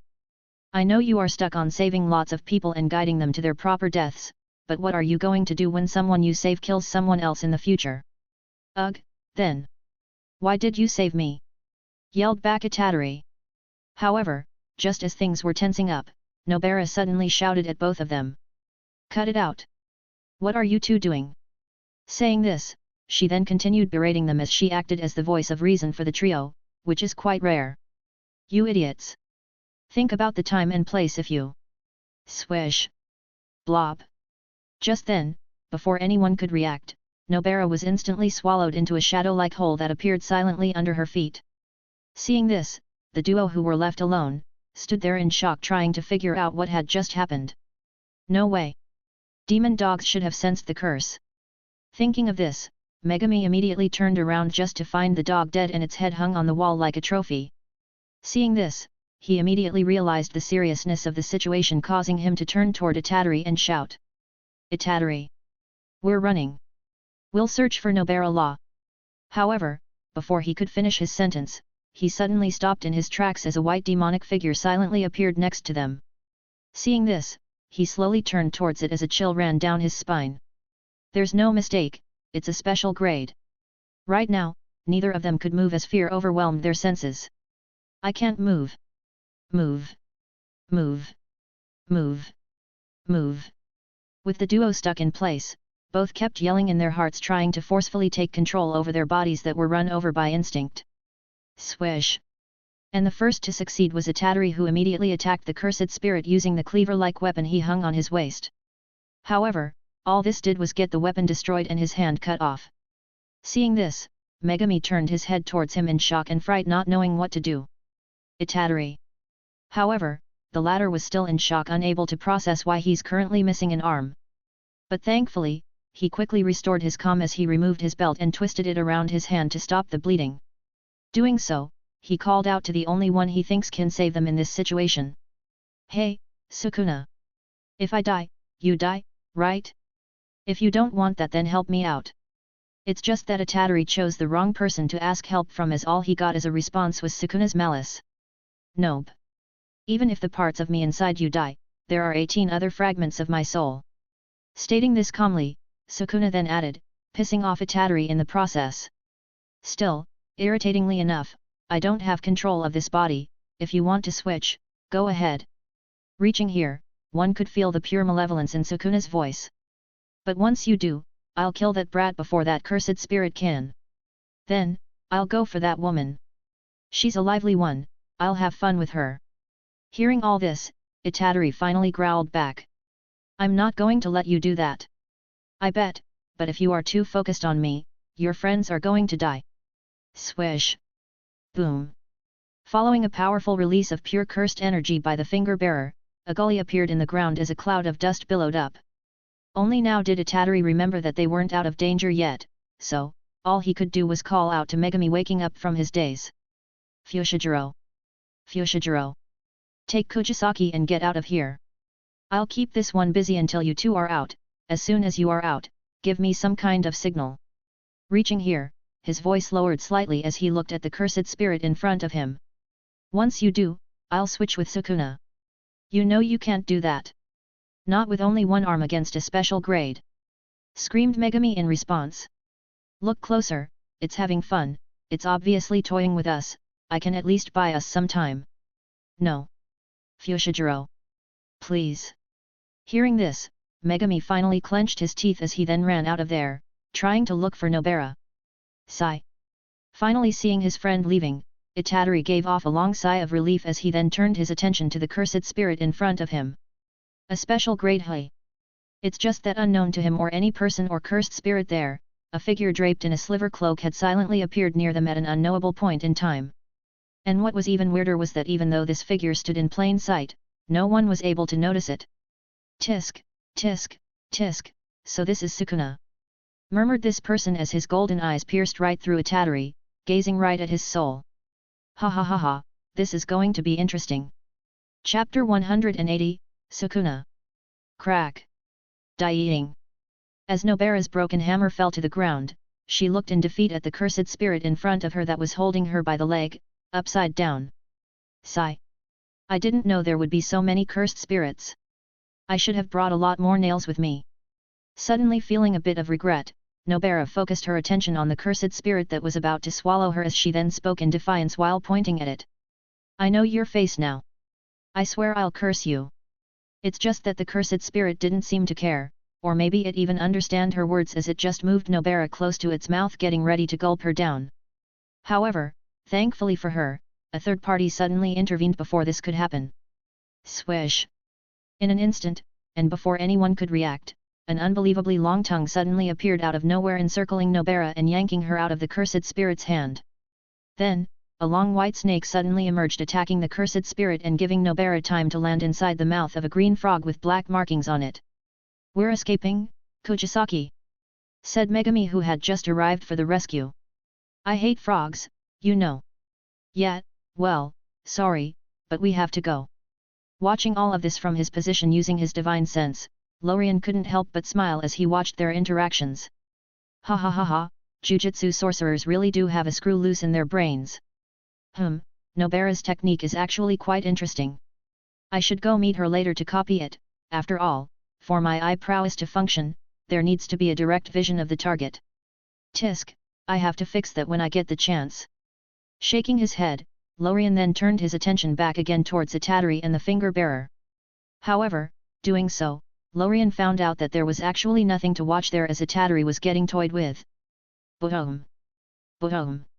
Getting continuously flung around by the cursed energy released by the finger-bearer, Itadori suddenly came to realize how weak he actually was in the grand scheme of things. Boom! I was full of myself, he spoke as he leaned against the wall he was just hurled at by the finger-bearer. I thought I was strong enough. I thought I was at least strong enough to choose when I died. But I was wrong. I am weak. I am far too weak. I don't want to die.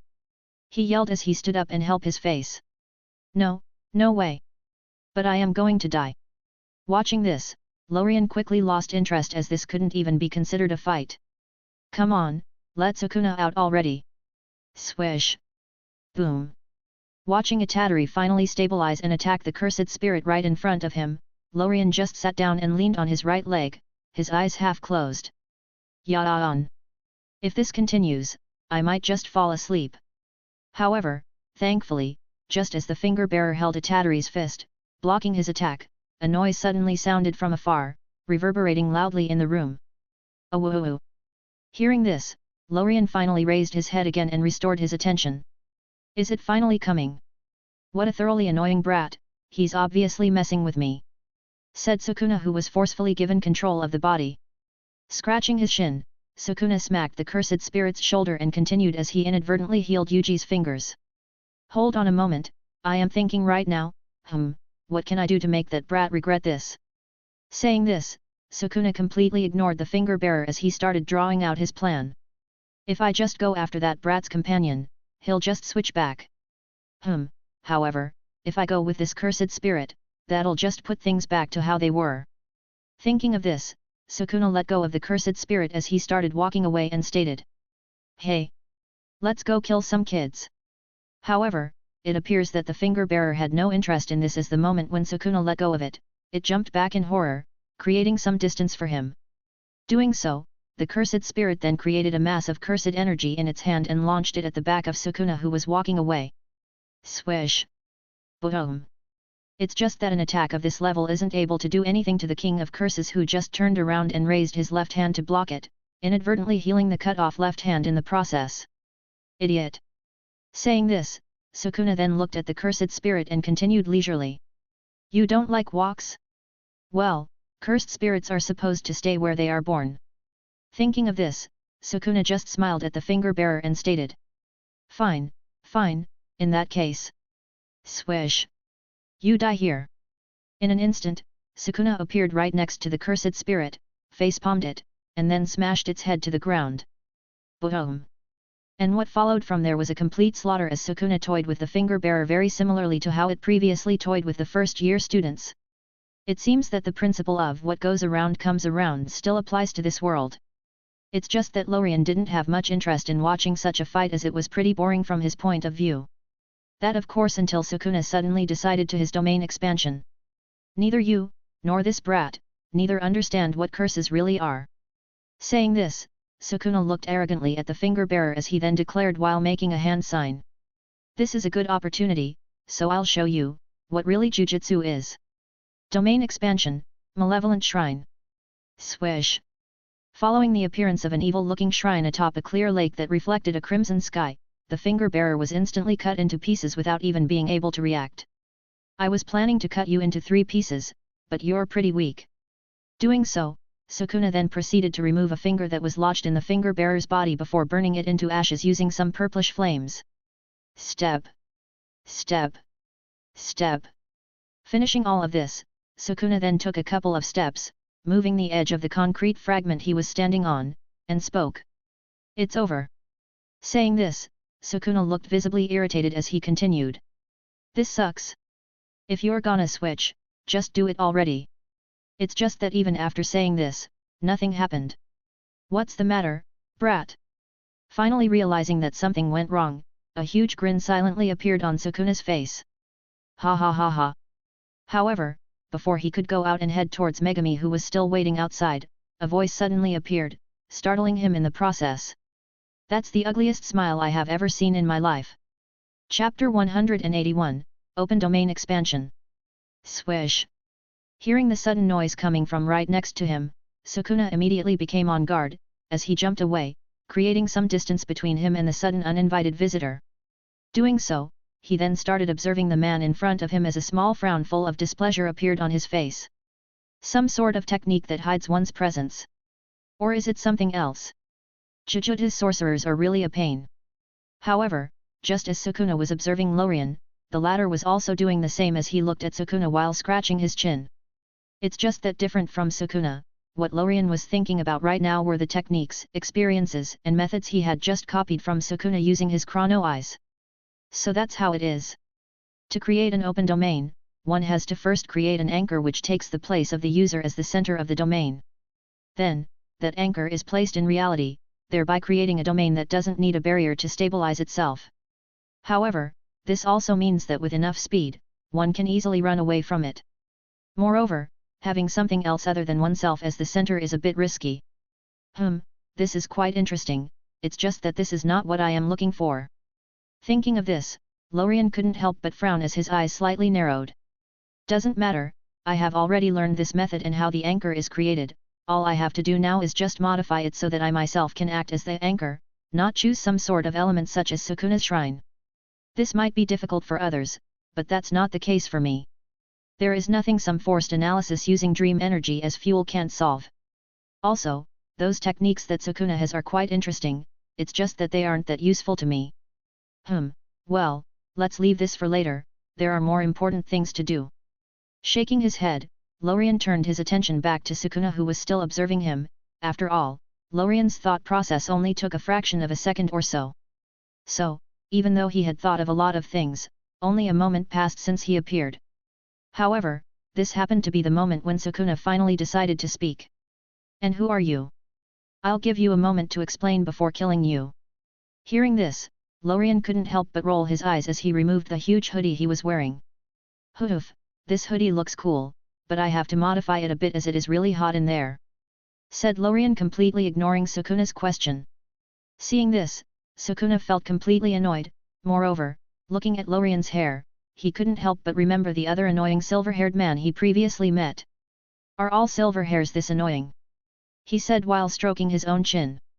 Well, doesn't matter, if you don't want to talk, then, die. He continued as a smirk appeared on his face. Swish. Disappearing from his position at an incredible speed, Sukuna appeared right next to Lorien, punching him in the face. Swish. It's just that to Sukuna's surprise, this attack just phased right through Lorien.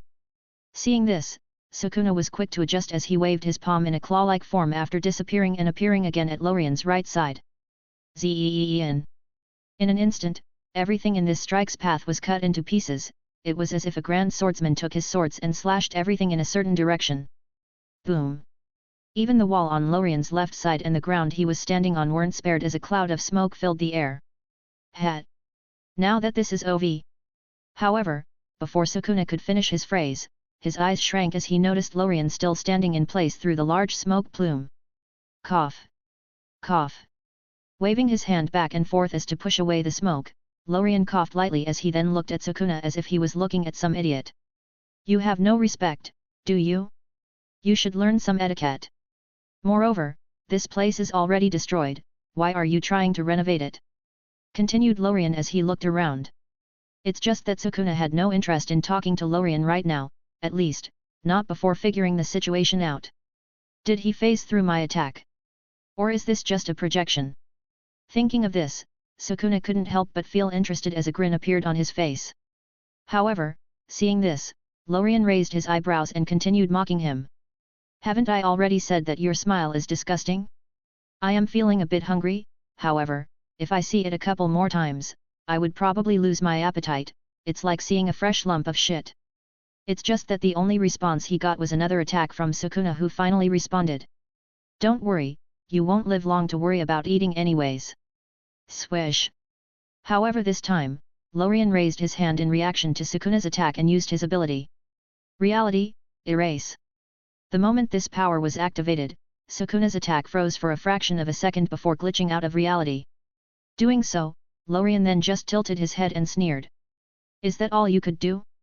Well, you are only at one finger, so it is to be expected.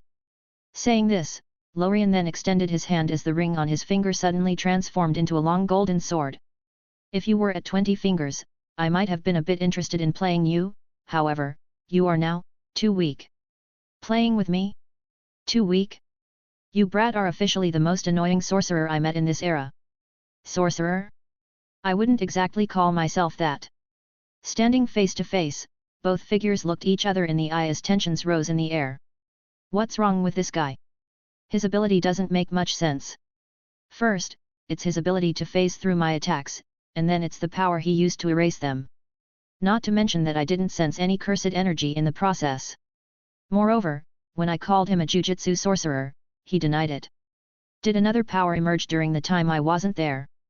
Thinking of this, Sukuna's eyebrows frowned slightly as he felt very annoyed. If I attack normally, my strikes probably won't land on him. This also applies to my physical attacks. So, my only option is Abruptly raising his hands in front of him and creating a hand sign, Sukuna suddenly grinned as he looked at the man in front of him and said, "Well, I didn't enjoy meeting you, brat, goodbye. However, don't worry, you won't be the only one dying today." Domain Expansion, Malevolent Shrine. Zeeg. Chapter 182, Invalid. Following Sukuna's second use of domain expansion today, a demonic shrine silently appeared right behind the King of Curses. And with its appearance, Lorien immediately felt a field cover everything within a 200 meters radius. He also sensed innumerable slash-like attacks of different shapes, forms, and strengths being born right next to him. Moreover, using his chrono eyes to check on future possibilities, he saw himself getting cut from all directions. Of course, this is only in a certain future where he didn't use his power to defend or hide himself. Instead, in that future, he faced those attacks directly. But even in that situation, Lorien didn't get injured much as he only received minor wounds which were then immediately healed thanks to his powerful regeneration. It's just that even knowing this, Lorien wasn't interested in testing it himself as he wasn't a masochist. So, the moment the domain appeared, Lorien immediately used his power to counter it, not forgetting to mock Sukuna in the process. "What is that dilapidated shack behind you? Is that where you usually sleep? No wonder you have issues with your brain." "No, that's the coffin I prepared for you. Come inside," responded Sukuna sharply. However, just as he finished his sentence, the smirk on his face froze as he discovered something unbelievable. Seeing this, Lorien just smiled and asked with obvious fake concern written all over his face. "What's wrong, is everything okay? Aren't you going to put me inside the coffin?" It's just that Sukuna had no interest in talking to the annoying guy in front of him as he asked back angrily. "What have you done, brat?" "Try figuring it out yourself," responded Lorien with a wink as he even stuck his tongue out playfully. Seeing this, Sukuna wanted to rush toward him and tear his head off. However, his rationale and judgment still took the better of him as he quickly suppressed this useless thought. What did this guy do? Why did my domain expansion suddenly become useless? Even though I called the shrine out, it still couldn't affect the surroundings. This feeling. It is as if the world itself is rejecting my technique. Did that guy utilize the power that he previously used to nullify my attack? Is it also effective against domains? Right now, my domain is completely useless. I must quickly find a solution. This brat is very weird. Moreover, I have an ominous feeling about this. Frankly, if Lorien were able to hear Sukuna's inner dialogue, he would have agreed with a lot of the things he guessed. After all, what Lorien did was indeed similar to what Sukuna sensed as he used his power to take authority over everything within his range of perception. Doing so, Lorien then warped reality to reject all powers other than his own and suppress them. This method is actually the go-to method for when two reality warpers battle. After all, if two such people were to fight it out normally, God knows when it will end. So, by using this method, reality warpers can instantly distinguish the winner as the stronger one can invalidate the other's ability, which is also why reality warpers have grades. However, this method isn't only useful against their own kind, rather, it is a method that is useful in all situations. It's just that it makes life very boring. So, with Lorien using this power, Sukuna's shrine became nothing but decoration as it couldn't affect reality in the slightest. However, Lorien wasn't planning on explaining this to Sukuna as he was more interested in toying with him right now. Usually, Lorien wouldn't do such a thing as using two over-the-top powers as he enjoys fighting people. However, Sukuna was an exception. "Hey, what's wrong, why aren't you talking?" asked Lorien mockingly before continuing. "What was your modus vivendi again?" "Oh right, it's doing whatever you want and trampling on the weak," said Lorien as he touched his shin pretending to think hard before continuing. "All right then. As the strong party here, I have decided. I am not going to kill you," spoke Lorien while smirking. "I want to see if you could take revenge after restoring your full power. By then, you'll upgrade from a complete weakling to a little weakling," he continued. Hearing this, Sukuna seethed with anger as veins popped up on his forehead. "You are too arrogant, brat. Why? Haven't you always enjoyed toying with the weak? Oh. You don't like being on the receiving side, do you? Well, it's a pity that the weak can't decide, can they?" responded Lorien indifferently. "I hope you can maintain your arrogance after I figure out whatever trick you used." However, hearing this, Lorien just chuckled lightly and decided not to respond anymore. "Figure it out," Maybe in your next lifetime. Only those at the law/rule level can crack this, and only if they are stronger than me. Tisk, I really don't like this guy. Our concepts and way of life are very different. He is a very interesting character to watch in anime, however, when he appears in reality, he is a disaster for normal people. I really hate those who trample on the weak after gaining power. I don't get what kind of twisted enjoyment they receive from doing so. Shaking his head, Lorien decided not to think about it anymore as he raised his sword in front of him and enveloped it with some sort of mysterious power. Alright then, time to end it, see you later, weak king of curses. Saying this, Lorien didn't hesitate any longer as he disappeared from his position just to instantly appear behind Sukuna. You are dirtying my sword with your blood. Lorien said as he looked at the golden sword in his hand before looking back at Sukuna with disgust. Saying this, he then waved his sword lightly, causing a line of blood to appear on the ground as a consequence. And following its appearance, the effect of Lorien's attack finally became apparent as a huge, visible dark line silently appeared in Sukuna's domain, cutting it in two. Crack! Crack! Chapter 183, Conceptual Attack. Following the emergence of this dark line, visible cracks appeared in all directions as Sukuna's domain collapsed soon after. Crack! Crack! And with the shrine disintegrating, a large wound starting from Sukuna's right shoulder and ending at his left waist silently emerged. This. With his eyes shrinking fiercely, Sukuna looked down at the injury he suffered as blood started dripping out of the corner of his mouth. When did he? No. What is this? Moreover, it appears that things didn't end there as Sukuna also sensed something unbelievable, causing him to panic for the first time in his life. Why am I not able to regenerate? This shouldn't be possible. If Lorien were to hear this, he would probably laugh at his face and point at his sword, saying something along the lines of long sword, huge buff against immortal beings. It's just that this is not actually the biggest surprise, as after looking more deeply into it, Sukuna noticed something more terrifying. My soul. If one were to look at Sukuna's soul right now, they'll notice that a wound had also appeared on it, identical to the one he had just received. Seeing this, Sukuna didn't care anymore as he rushed towards Lorien and howled. I am going to tear off your head, brat.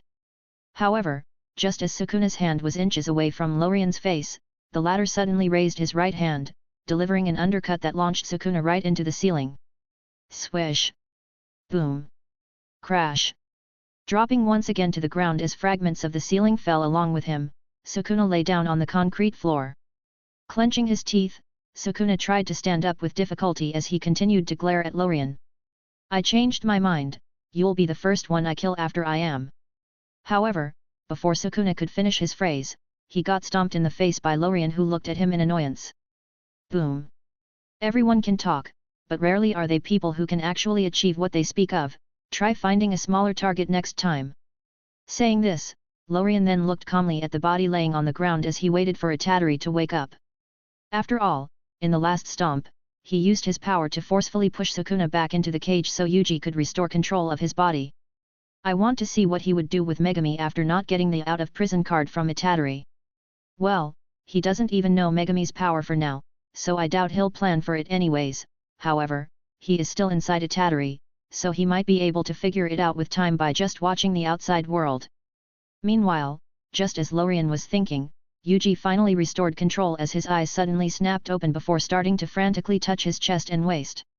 It seems that even though he had lost control of his body, he was still able to watch the outside world from an observer's point of view. So, the moment he opened his eyes, he started checking on the wound he received when Sukuna was in control. However, to his surprise, he soon discovered that there were no wounds on his body. It was as if all he had previously seen was just an illusion. I was just cut, where is the wound?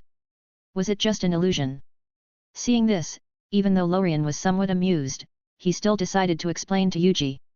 Rise and shine, Mr. Itadori, rise and shine. Hearing this sudden voice, Yuji instantly came back to his senses as he then swiftly turned towards Lorien. Looking at this man who was able to easily toy with Sukuna, Yuji couldn't help but feel a bit afraid for a moment. However, seeing the friendly smile on his face, he was quickly able to calm down.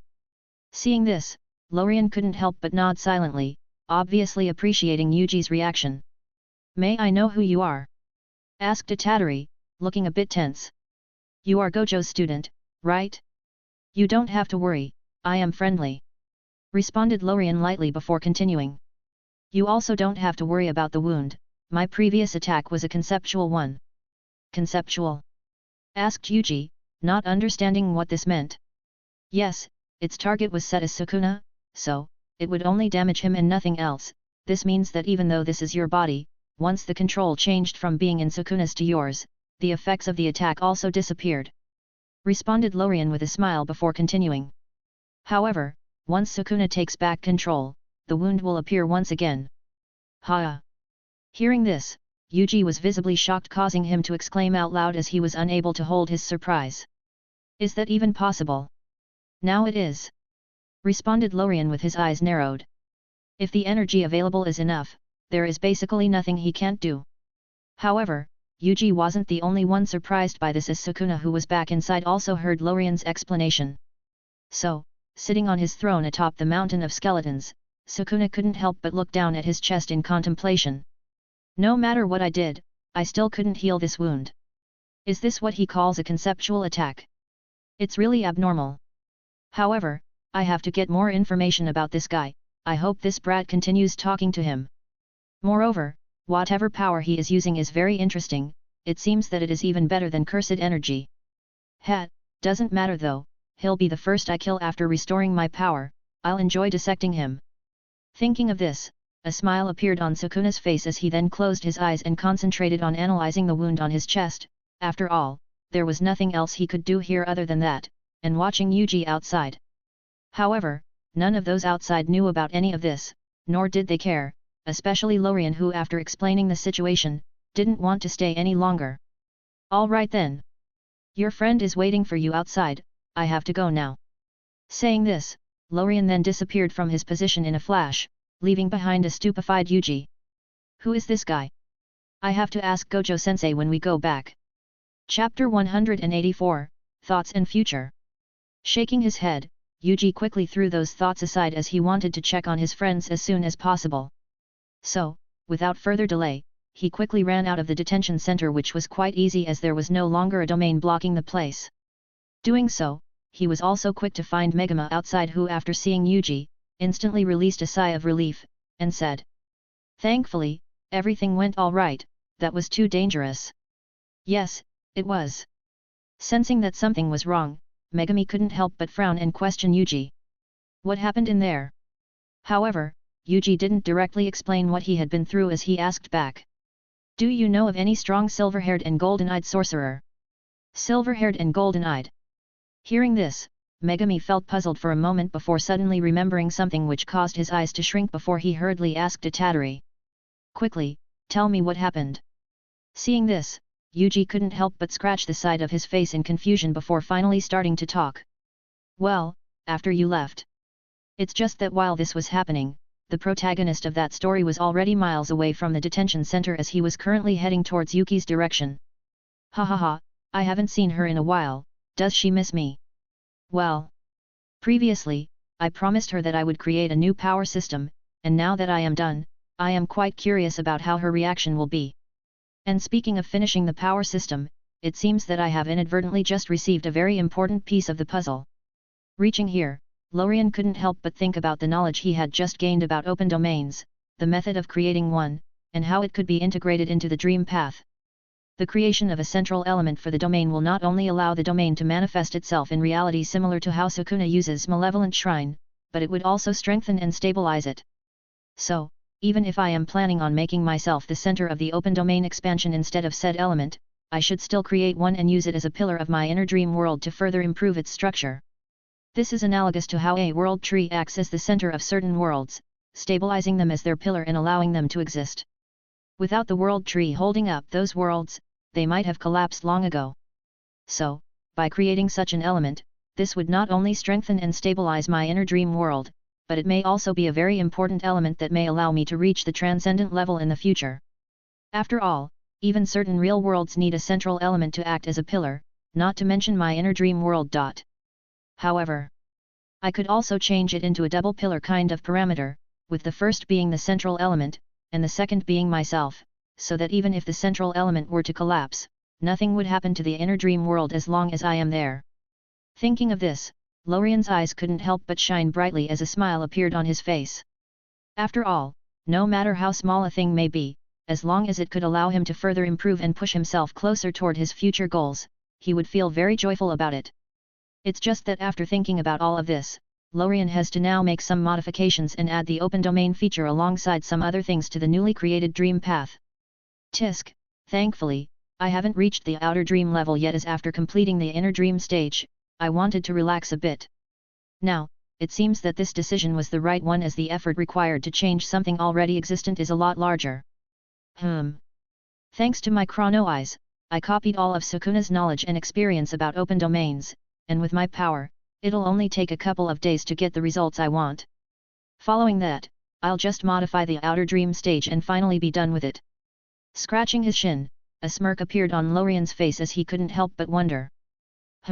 By then, I can use my inner dream world as a closed domain where I can pull people inside, an open domain where I can just manifest my inner dream world into reality and override it, and finally, a quasi-domain where I can just use myself as the center and act as an open domain without actually manifesting it.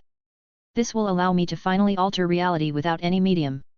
Shaking his head, Lorien decided to not think about it any longer, so, following a spatial distortion, he instantly disappeared from his position just to appear at his home in Japan. Well, it's just a couple of days or so, I'll deal with this, and then I'll head out to meet Yuki. Speaking of which, I really wonder what kind of information and boost I will receive after other people absorb the Dream Path seed. I feel like things won't be as simple as just receiving information, however, that's just my intuition, so all I can do is wait. Also, reaching here, Lorien couldn't help but wonder about his future actions, as he had basically got all the things he wanted from this world.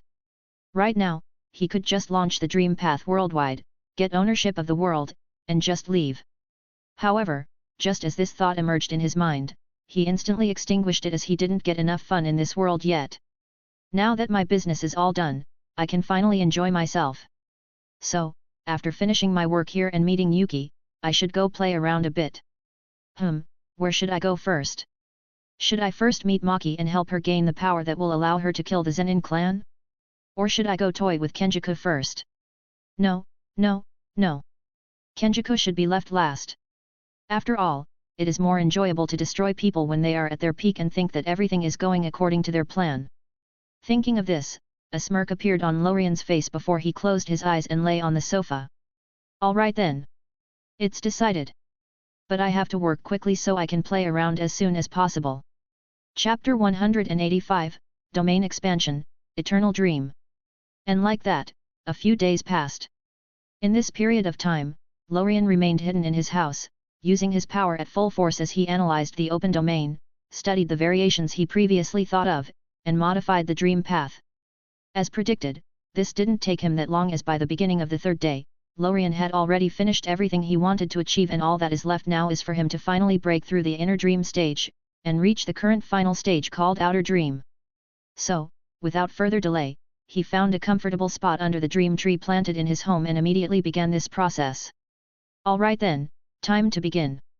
Closing his eyes, Lorien immediately entered his own inner dream world and started looking around. However, this didn't last long, as Lorien's gaze finally stopped on the dream tree standing at the center of the realm.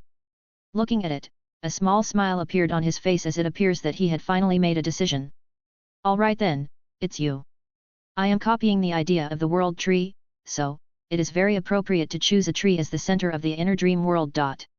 It alongside myself will from on act as the center of this realm and as its pillars. Deciding on this, Lorien didn't hesitate any longer as he closed his eyes and finally started the process. Buzz! The moment he did this, the whole inner dream world vibrated as a mysterious aura was released from all directions. It appears that some deep and unexplainable changes were occurring in this realm, causing it to completely sublimate.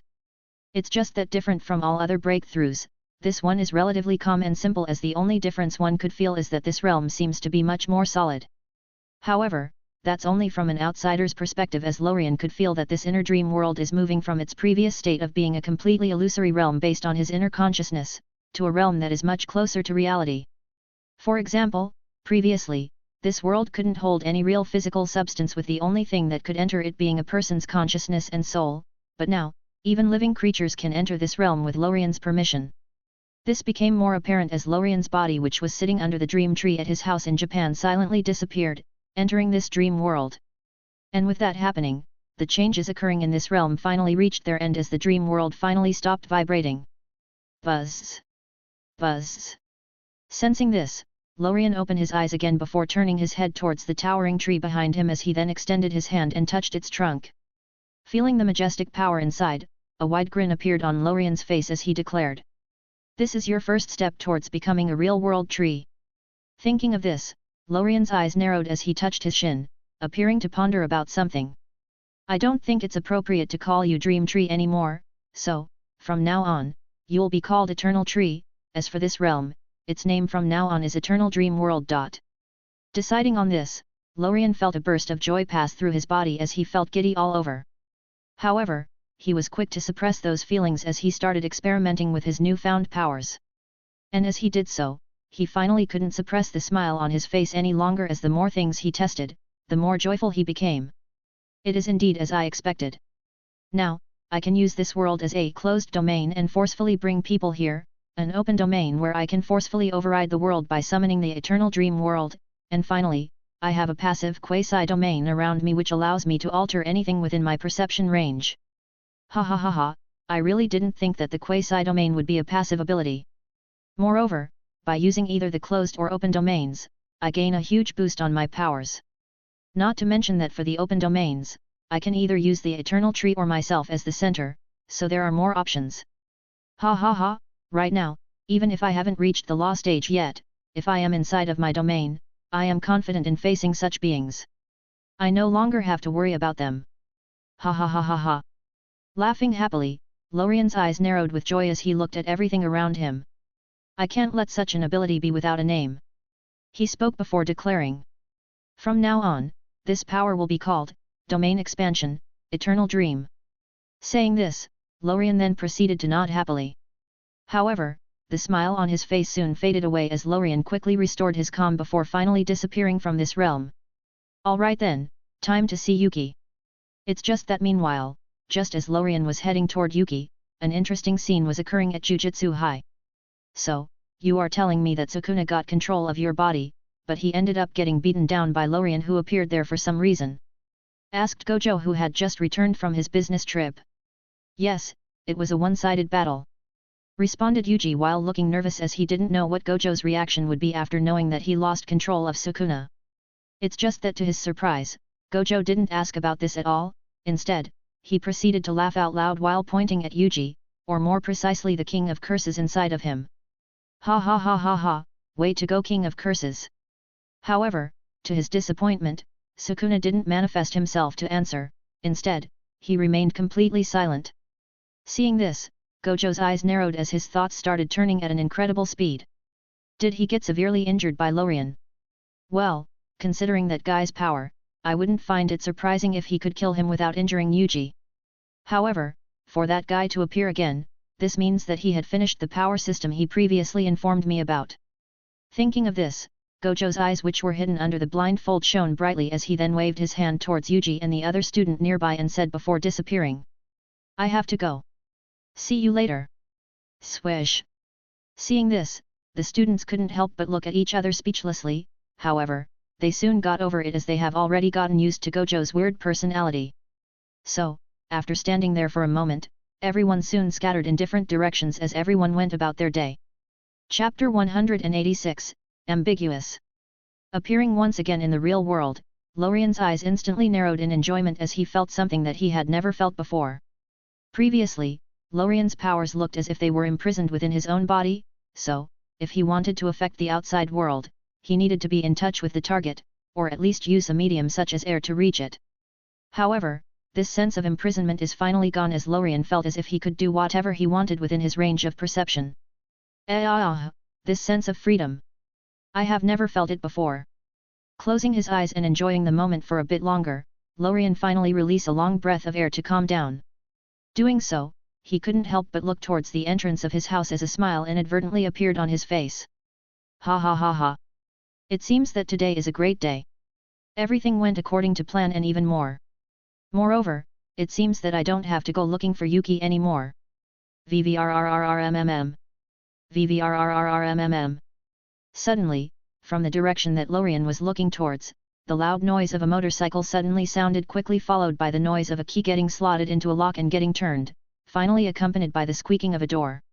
Even if Lorien hadn't used his divine sense to distinguish who the visitor was, he would have easily been able to determine this based just on these clues alone.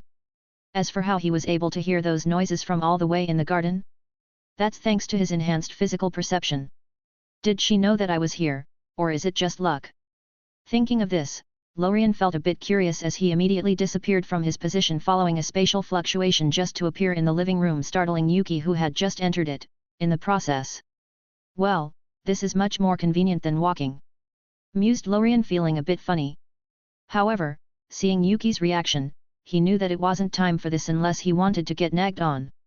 So, without further delay, he immediately waved his hand and greeted her with a wide smile on his face. Hey Yuki, how are you? However, hearing this, Yuki's eyes narrowed dangerously as she glared viciously at Lorien. Doing so, she was unable to hold back her sneer as she spoke mockingly. Hat, look who's here. Now you come back? I thought that you forgot about me. Moreover, can't you appear like normal people? Hearing this, Lorien felt a bit embarrassed, as it was indeed his fault. After all, he had disappeared for such a long time without notifying anyone. If it weren't for the instructions he left, someone from the company would have already filled out a missing persons report. Thinking of this, he decided to quickly switch the subject, as he knew that there was no way to win this argument. After all, there is no reason to fight a losing battle. Cough. So, after coughing lightly, Lorien puffed his chest in pride and raised his head slightly up before responding arrogantly. I was too busy creating the new power system. The process was so delicate that I didn't even have time to eat, not to mention contact anyone. Hearing this, Yuki just sneered in response, as she had already gotten used to Lorien's lies. However, she still decided not to pierce through this lie, as she was interested in Lorien's progress. So, with the sneer on her face slowly disappearing, she raised one of her eyebrows as a look of intrigue emerged on her visage. So, how was your progress? Seeing this, Lorien felt a bit relieved, as he knew that he had passed the test. Honestly, if it weren't for the weird relationship that he and Yuki had built in the 7 months period of time when he had first come to Japan, he wouldn't have cared much about what she thought and just ignored her. However, this period of time allowed their relationship to grow closer, not to mention that they have never been in a leader and subordinate sort of situation, as ever since their deal, they kept interacting as partners. It's just that with them spending a lot of time together, this partnership became a friendship before slowly transforming into a bit of an ambiguous connection. Thinking of this, Lorien's eyes narrowed slightly, as he knew that unless he wanted this ambiguity to disappear, he had to take the first step. So, holding back his smile, he looked straight at Yuki, who standing a few meters away, as he moved closer and started teasing her. This depends on the reward you are willing to give. Seeing this sudden movement, and looking at Lorien's face, which was very close to hers, Yuki's eyes narrowed for a moment before smiling. Then, she moved her face even closer to Lorien's, stopping it just inches away from his, causing him to feel her breath on his skin, and doing so, she then responded in a teasing and raspy tone. This also depends on your progress. Hearing this, Lorien couldn't help but look at her lips that were close at hand before strengthening his willpower and moving away from her. Doing so, he noticed the teasing and proud look in her eyes, which caused his eyes to narrow as a sneer flashed on his face before instantly disappearing. Hat, do you think you won, woman? Thinking of this, Lorien smiled as he then sat down on the sofa behind him before speaking. Alright then, here you go. Saying this, he then waved his hand, causing a beautiful golden orb to instantly emerge, floating gently in front of Yuki. Getting the answer he wanted, Lorien didn't try to push things anymore, as he knew that she basically had the same thoughts as him. Otherwise, considering her personality, she would have punched him in the face instead of reacting like she did. Knowing this, Lorien didn't want to dwindle any longer, as he wanted to get this power system ordeal done with so he could further progress. After all, with the two parties wanting to advance the relationship, all of this talk about rewards was nothing but an excuse that they randomly chose. It's just that right now, Yuki's attention that was on Lorien instantly switched to the golden ball that was floating right in front of her eyes. Is this for real, or is this guy trying to trick me? Chapter 187, Dream Path Feedback. Thinking of this, Yuki's eyes narrowed as she then looked at Lorien skeptically, which caused the latter to roll his eyes at her before responding.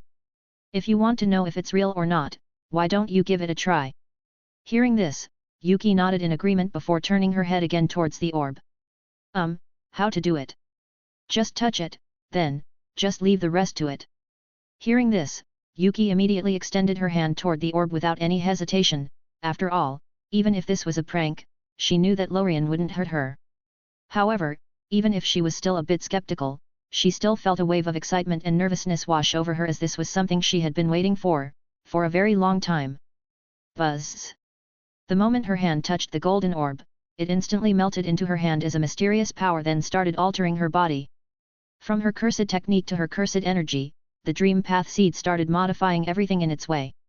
It first began by transforming the cursed energy into the neutral/chaotic energy of the dream path as it then started optimizing Yuki's cursed technique.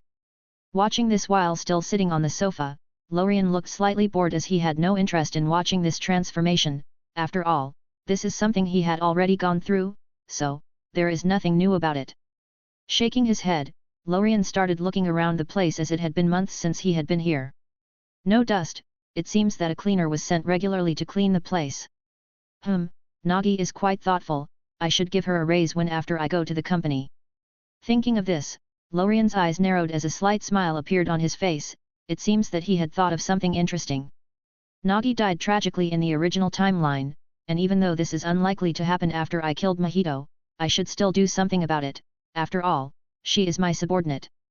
Looking at Yuki, Lorien then scratched his shin before he then raised his hand, causing a golden orb identical to the one Yuki just absorbed to appear floating above it. Doing so, he then waved his hand, causing it to shoot in a certain direction. Swish! I really wonder what sort of ability she will awaken. However, just as Lorien was musing to himself and imagining some funny scenarios, the optimization that was happening to Yuki's ability finally ended. Buzz! The moment this happened, Lorien's body shook as he felt something appear in his body, and more precisely, inside of his eternal dream world. This is... Immediately closing his eyes, the projection of Lorien's consciousness instantly appeared inside of his dream world to check the situation. And luckily for Lorien, his appearance was just in time for him to witness the whole event. Shake! In front of the eternal tree that was standing at the center of the realm, a small white ball appeared silently before instantly merging into the tree. The moment this happened, the whole realm shook lightly as Lorien then felt a concept being added to his eternal dream world, and this concept is called mass. Right now, he could feel that this realm was a little more solid and stable, and more importantly, it felt more complete and refined. It's just that before he could further investigate, a message instantly appeared in Lorien's brain containing information about mass control and its applications. Reacting quickly, he immediately digested this information as a smile appeared on his face. So this is the feedback I get when people walk the dream path. Realizing this, the smile on Lorien's face quickly grew wider as joy filled his heart. This is much better than I expected. However, different from what one may think, the reason Lorien is happy isn't because he gained information about a new ability. After all, he had already analyzed this power a very long ago, so, technically, all he got right now was nothing but an upgrade of the previous ability and more applications of it. That being said, the main reason for Lorien's joy is the fact that his eternal dream world could be strengthened by the feedback. Thinking of this, he couldn't help but remember one of the severe requirements needed for creating a real and complete world. One of the main reasons that prevents this from ever happening is the fact that a single person can't practice all paths at once to a level that allows him to create a complete and coherent world where all the basic elements are present. However, this feedback mechanism might fix this, as the more people who practice the dream path and the higher their level, the stronger my eternal dream world will become. Thanks to this feedback, this issue might be resolved, enabling me to reach the transcendent level. Well, that's in theory at least, unless there is something I don't know. However, even if this is the case, the gains that I receive are still huge enough as I can improve greatly without having to do anything. Thinking of this, Lorien instantly felt motivated as he even had the urge to immediately launch the dream path worldwide. However, this thought was instantly suppressed by him, as after thinking about it for a while longer, he still decided that it was better to just have a bit of fun before that. Hey! Noticing a change outside, Lorien instantly left the eternal dream world, causing his eyes to restore their focus as he then turned his attention back to Yuki. Is she finally waking up? And indeed, just as Lorien thought of this, Yuki's eyes snapped open as she then slowly looked down at her hands, clenching them tightly. Doing so, a wide smile appeared on her face as she then started laughing wildly. Ha ha ha ha ha, it's indeed true. It's finally over.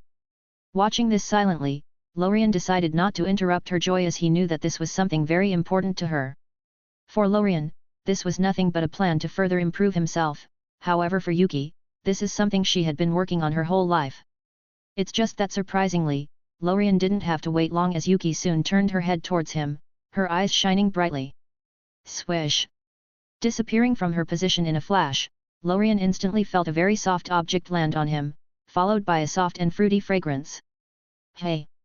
Chapter 188, Arrogance. Reacting quickly, Lorien immediately hugged the unexpected soft object that had suddenly fallen on him as he then raised his head, meeting Yuki's eyes. Looking at the two golden brown eyes in front of him, Lorien's face was filled with a mixture of surprise and amusement. Well, if this is the reward, I don't mind it. He said, a mischievous grin spreading across his face. Don't mind it? Well, I like it. He instantly corrected himself while rolling his eyes. Hearing this, Yuki's eyes narrowed ever so slightly as a hit of playfulness and amusement appeared in them. Hee hee.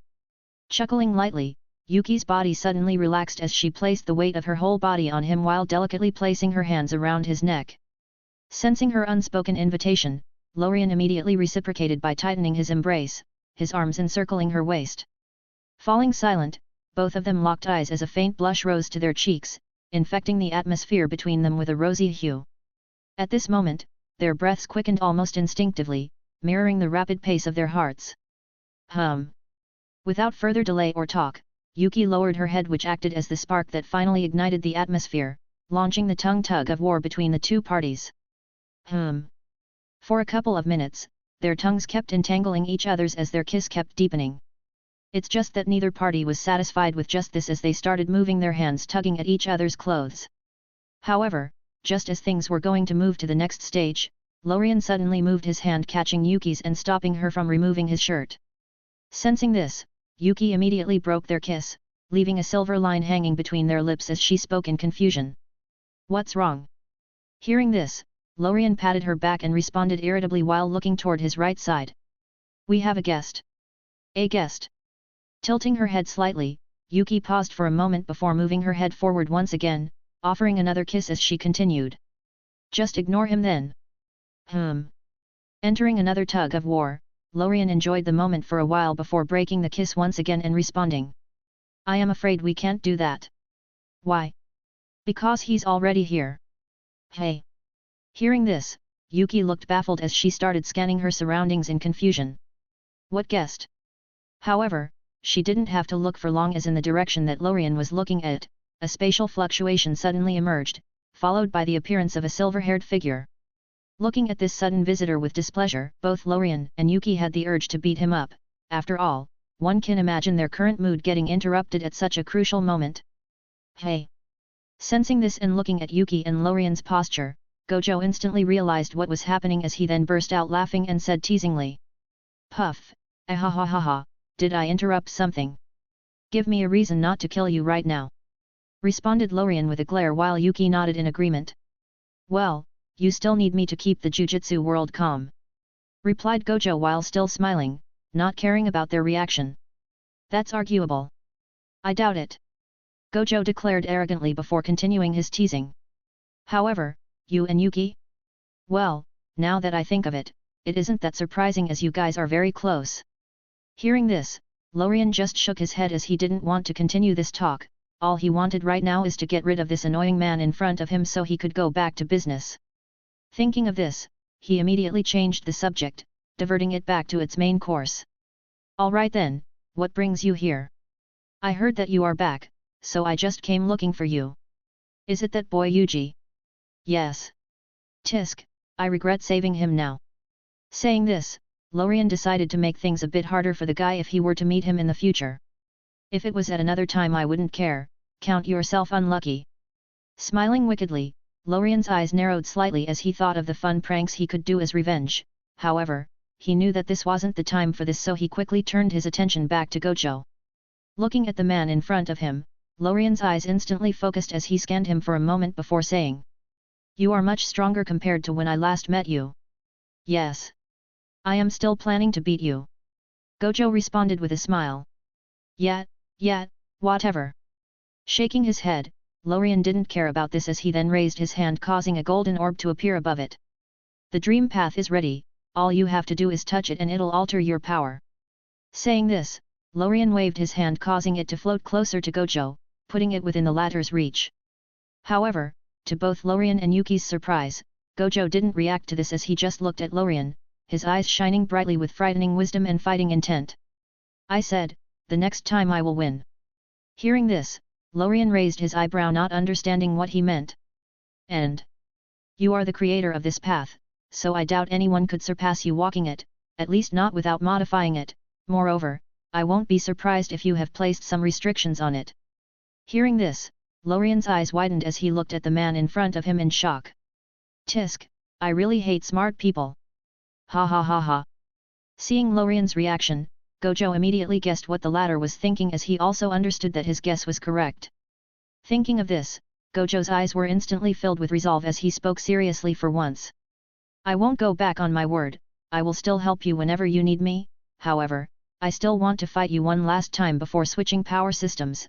I want to see how far I could go using cursed energy and if I could achieve the impossible. Chapter 189, Lorien's Declaration.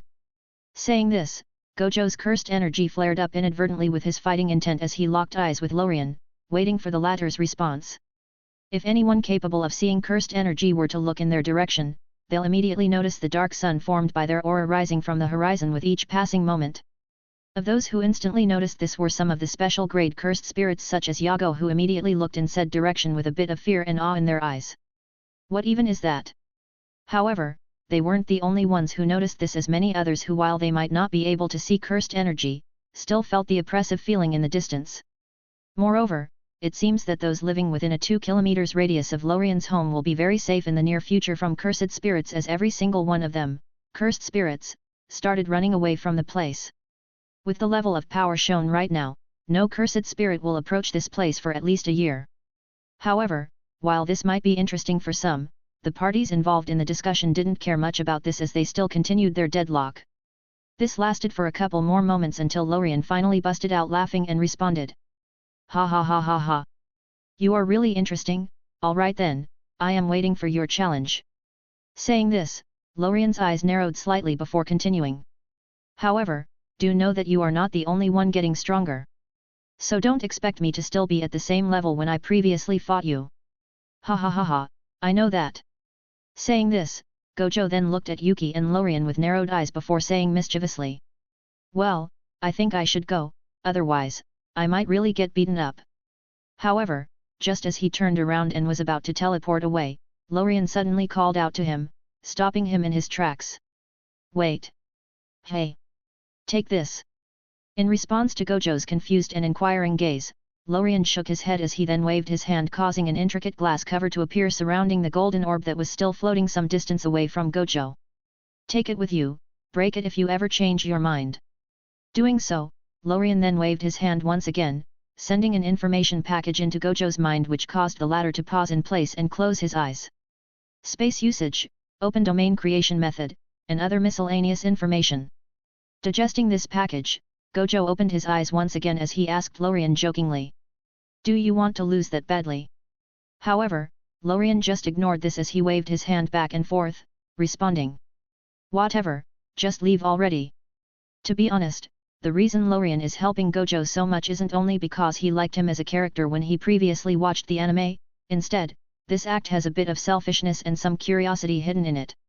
First of all, for the selfishness, the stronger Gojo gets, the bigger Lorien's feedback will be, not to mention that space/infinity is a very important aspect of any world, so it is imaginable how helpful it'll be getting that feedback, especially if Gojo hones his power even further. As for curiosity, Lorien is a bit interested in knowing how the battle between Sukuna and Gojo will change after the latter gets enough information prior to the battle. In the original timeline, Gojo had a lot of trouble at first analyzing Sukuna's open domain until finally countering it. However, this might change as the strongest sorcerer now has a lot of time on hand to either do similar to how he did in the original and hone his own domain and alter it in a way to counter an open domain, or he could just create his own in this time period. Ha ha ha ha, I really wonder how this will go. Tisk, tisk, tisk, did I go too far sabotaging Sukuna this much? Well, this is going to be interesting. However, just as Lorien was deep in thought imagining all the different scenarios, Gojo was currently looking at the small ping-pong ball-sized glass orb in front of him as he then interrupted Lorien's chain of thoughts and said in a cheeky manner. "Give me a few of those and I'll leave." Face palming, the corner of Lorien's mouth twitched uncontrollably as he looked speechlessly at the man in front of him. However, after looking at him for a couple of moments, he finally gave up as he waved his hand again, creating a few of them and sending them towards him while saying, "Here you go, give it to whoever you want, just not Maki." "Hey, X2. Hearing the double confused exclamation coming from Gojo and Yuki, Lorien looked at them in confusion and asked. "What's wrong? Maki? The second-year student? What's your relationship with her?" Immediately asked Yuki, who had been keeping silent all this time. Hearing this, Lorien instantly froze in place while Gojo found a place to sit as he looked at the couple, his eyes full of interest. Tisk, didn't know he was also interested in Maki? Ah ha ha ha ha. It seems that this guy is a bit of a pervert. Thinking of this, Gojo's eyes narrowed as he started rubbing his chin. However, when I come to think of it, this isn't bad. After all, ever since the Yuta ordeal, the small seeds that were about to sprout were ruthlessly crushed, especially after Rika's comeback. Shaking his head, Gojo immediately threw those thoughts aside as he had more interest in watching the show unfolding in front of him instead of rationally analyzing the situation. Seeing Gojo's posture, Lorien couldn't but roll his eyes while gritting his teeth. This guy, I really want to beat him up. However, sadly for him, he didn't have time for this right now as Yuki still had her eyes on him as she waited for his response. And sensing this, Lorien's mind immediately started working at an incredible speed, thinking about what he should say. Should I just say that I am interested in her? Well, that would end up a bit badly. After all, Yuki isn't Saigei. Speaking of Saigei, it seems that I haven't told her about it, did I? Tisk, it seems that I am walking down a weird path. Shaking his head, Lorien immediately threw those distracting thoughts aside as he finally decided to just wing the answer and see how things go. After all, worst case scenario, he'll just get his reward revoked. So, without further delay or hesitation, he spoke. Maki's situation is a bit interesting, so I am planning on intervening with her training. It's fun. Hearing this, Yuki relaxed a bit, but she still asked another question which contained her last ounce of vigilance. Are you really just interested in the situation? Not her. However, just as Yuki was expecting a normal answer, Lorien suddenly raised an eyebrow and responded calmly. Well, I am indeed interested in her. Hearing this, both Yuki and Gojo's eyes widened in shock under Lorien's smug eyes. Ha ha ha ha, did you expect me to back down? Fat chance. Indeed, with Lorien's personality, he doesn't like hiding such things. If he is interested in something, he'll just declare it, not hide in the shadows and ride on two boats. Tisk, what a pain. Shaking his head, Lorien knew that his answer this time will definitely cause some problems for him and might even break the fragile relationship that was just established. However, he still didn't regret it. If it's not destined, then so be it. I don't want to lie in such subjects. It's better to make things clear from the get-go instead of clarifying them later, as even though that may be a bit easier to handle, I still feel like it's a scumbag move. However, just as Lorien was expecting a punch in the face after his declaration, Yuki surprisingly didn't do anything as she just glared at him menacingly before glancing at Gojo and then looking back at him. We'll talk later. Seeing this, both men in the room felt shocked for a moment before their emotions went in two separate directions. The first was Lorien, who was immediately filled with joy as he knew that he had room to maneuver and wiggle his way as he knew that the relationship wasn't over. And the other was Gojo, who looked a bit regretful as he put down the phone he was about to use to record the scene, knowing all too well that he won't be able to enjoy the show anymore. Realizing this, he finally stood up from the sofa before quickly disappearing with a spatial fluctuation as he only left a single phrase. Well, Tisk, enjoy your night. Chapter 190, Long Night. Watching the intruder leave the place swaggeringly after destroying the atmosphere and nearly wreaking the newly born relationship, Lorien had the urge to run after him to beat him up. However, after turning his head toward Yuki and seeing her seemingly nonchalant gaze, he quickly extinguished this idea as he knew that he should deal with the issue at hand as quickly as possible. It's just that even though he knew what needed to be done, he didn't know exactly how to do it. This caused the room to instantly fall into awkward silence as the couple looked at each other, neither knowing what to say. However, this didn't last long as Yuki finally decided to leave, placing her hands on Lorien's shoulders and using them as support to stand up. I am going to sleep, good night, she said while yawning. It's just that seeing this, Lorien's eyes flashed with a decisive light as he suddenly hugged Yuki's waist and flipped her over before she could completely stand up, causing them to switch positions.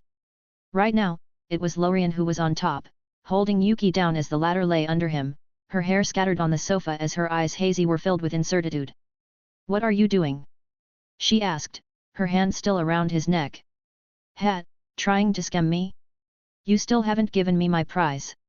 Hearing this, Yuki paused for a moment before sneering at him. You still want it? Why don't you go get it from Maki? Tisk. Listening to this familiar sentence, Lorien couldn't help but roll his eyes, thinking wildly. Do women study under the same teacher or do they all have the same inheritance memory? Otherwise, why would they all use the same phrases no matter the country, continent, or race? However, just as he thought of this, he instantly threw it aside as he had more important things to deal with. Nat, a mature apple is much tastier.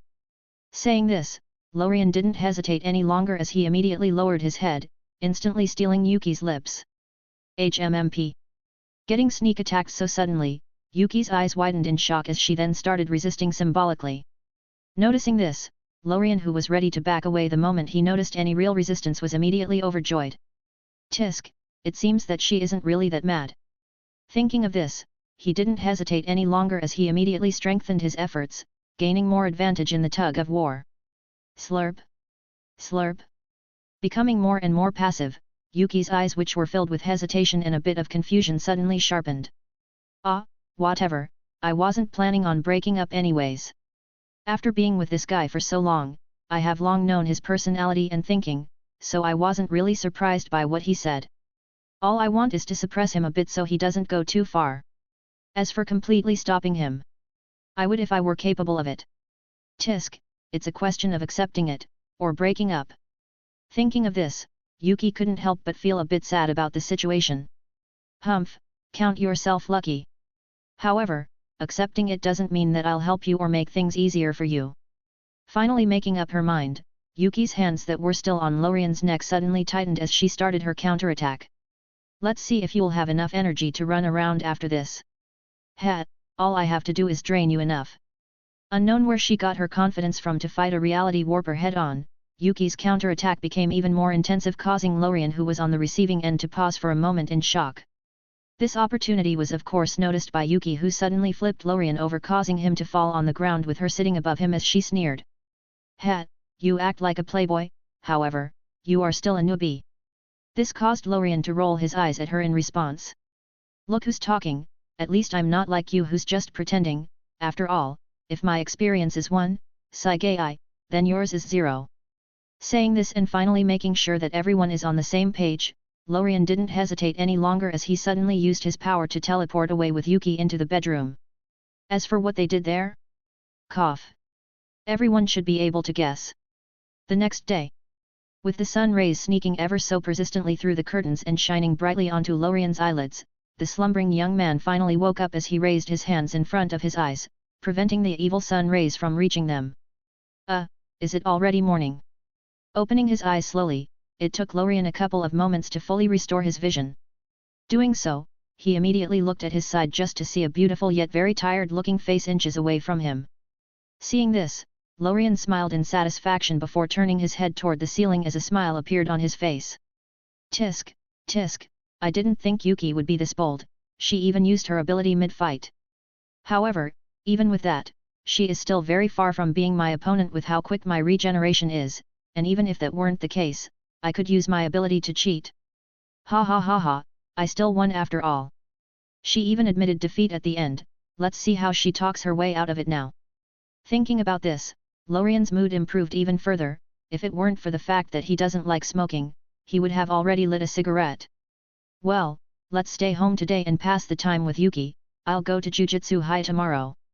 It would be too scummy to just wear my pants and just run away immediately. I would probably get hunted down by her. However, just as Lorien was deep in thought, he suddenly heard a groan originating from his side, which immediately startled him. Ugh! Hearing this soft voice, Lorien didn't have to think much about who the owner was as he immediately turned towards her and said, "Good morning."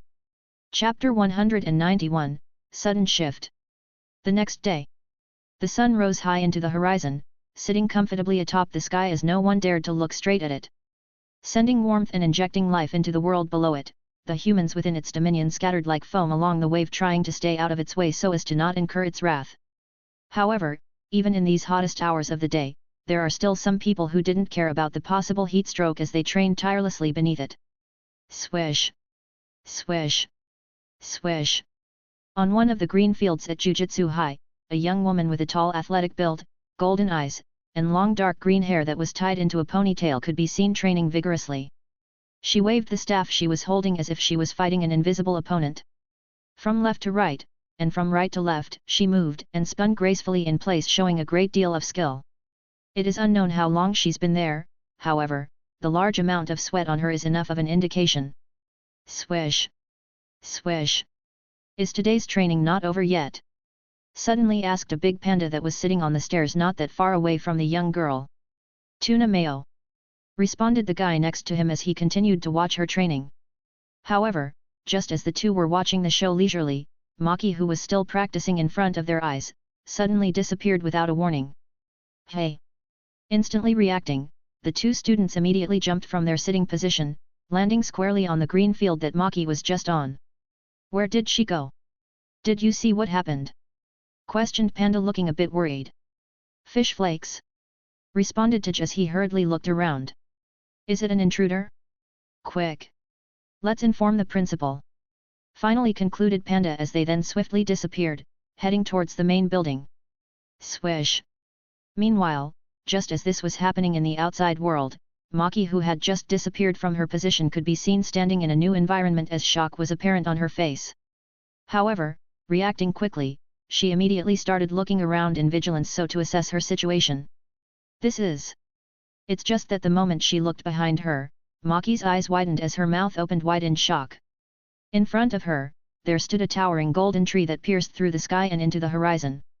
Moreover, by turning her head, she quickly noticed the two celestial bodies orbiting this realm in tune, sailing loftily among the stars. However, what attracted most of her interest right now was the huge and majestic building that sat at the foot of the towering tree. Looking at all of this, Maki could guess by now that she was somewhat absorbed into a domain. However, she has never heard of any domain being this huge in size. Just with a quick glance, she quickly assessed that it is far beyond the kilometer range. Thinking of this, a chill ran down her spine as she held the staff in hand much tighter, causing her knuckles to whiten. What the hell is happening? Did an intruder attack the school? But, looking around once more, Maki noticed that she was the only one here, meaning that no one other than her was forcefully absorbed into the domain. Panda and Inumaki were near me when I was practicing, so they should have immediately noticed it when I disappeared. It won't take long for them to call the teachers here. Moreover, Gojo-sensei should be in the school right now. Thinking of this, Maki quickly calmed down as she then looked at the huge intricate doors of the building in front of her with a frown. For now, there doesn't seem to be any danger, however, that's only for the time being, so I have to stay vigilant. All I have to do is stay alive for a while until help arrives. It's just that unknown to Maki, even if the teachers were to arrive to the training field where she disappeared, they won't be able to do anything. After all, different from normal domains that are visible, look like huge glass balls, and are easy to attack from the outside, the realm/domain Maki was currently in doesn't have such a weakness. This is mainly because when creating the dream path, Lorien took into consideration such an issue, and in doing so, he made it so that the domains born from this path are hidden in space and are based on the power of dreams. Essentially, their outer appearance is no different from a dream bubble, making it nearly impossible for those without the power of dreams to notice it. Not to mention that even this dream bubble is hidden between the nooks and crannies of space, giving it another layer of protection. This was immediately proven by the teachers outside who had quickly arrived by the time Maki had finished observing the place. Can you sense anything? Asked Principal Yaga as he observed the place. To which responded the white-haired man next to him with a head shake while removing his blindfold. Weird, I can't sense any traces of cursed energy. Thinking of this, Gojo suddenly froze as he remembered something. Oh right. Didn't that guy say he was interested in Maki? Moreover, as there are no traces of cursed energy, it is most likely him. It's just that this momentary pause was immediately noticed by Yaga, who didn't waste any time questioning him. What did you find? Hearing this, Gojo wore back his eye covers, placed his hands in his pockets, and started walking away as he spoke. Don't worry about it, she is safe, moreover, she might surprise us when she comes back. However, Yaga wasn't satisfied by such a cryptic response as he instantly yelled at his fading back. Hey! What do you mean by that? Explain. It's just that sadly for him, Gojo just turned a blind ear at him as he just waved his hand, continuing to walk away slowly. Damn it! Finally yelled Yaga, giving up his interrogation. However, Maki didn't know about any of this as she stayed in place biding her time, trying to be as inconspicuous as possible. Kriaake. However, suddenly, under Maki's increasingly nervous eyes, the huge doors in front of her slowly creaked open, and from the center, a figure soon became visible. Chapter 192, Future Memories. Looking at the shadowy figure standing at the center of the slowly opening gates, Maki held her breath in nervousness and unease as she focused all of her attention on it, trying to determine who it was. However, the combination of many factors such as the angle, the light of the sun, the light reflection from the marble floor, and finally the reflective doors of the palace made it hard for her to see anything. Creak. Nevertheless, with the door continuing to open, Maki was soon able to get a much clearer picture of what the person in front of her looked like. And as she did, she was immediately taken aback as she froze in place not knowing what to do. Why is it this guy again? Thought Maki after recognizing the man who was standing in front of her. After all, she had a very deep impression of Lorien after seeing him a couple of times. The first meeting was when he appeared to fight with Gojo, and the other was when he helped restore Rika's body. Both of these events were major ones for everyone involved, so it would be weird for her to forget about him. Moreover, there is another reason which is very simple and hard to avoid, which is Lorien's looks. After all, being so handsome, he was very memorable to people, especially those of the opposite sex. Ultimately, be it a male or a female, people retain the memory of the opposite sex that they find attractive for quite a long time. So, with just brief glance at Lorien, she instantly recognized him. However, as she did, Maki fell into a momentary daze as a blush appeared on her face for a moment before quickly disappearing as she shook her head violently, restoring her focus. Hey! What am I thinking? Slapping herself very lightly on the face to restore her calm state of mind, Maki finally started assessing the situation once more. This domain should be this guy's. Determining this, Maki felt a bit confused as to why he brought her here. Why did he bring me here? I have no relationship with him, moreover, I seem to be targeted as I am the only one who was brought here. Thinking of this, Maki's eyes narrowed slightly as a frown appeared on her face. This is really confusing.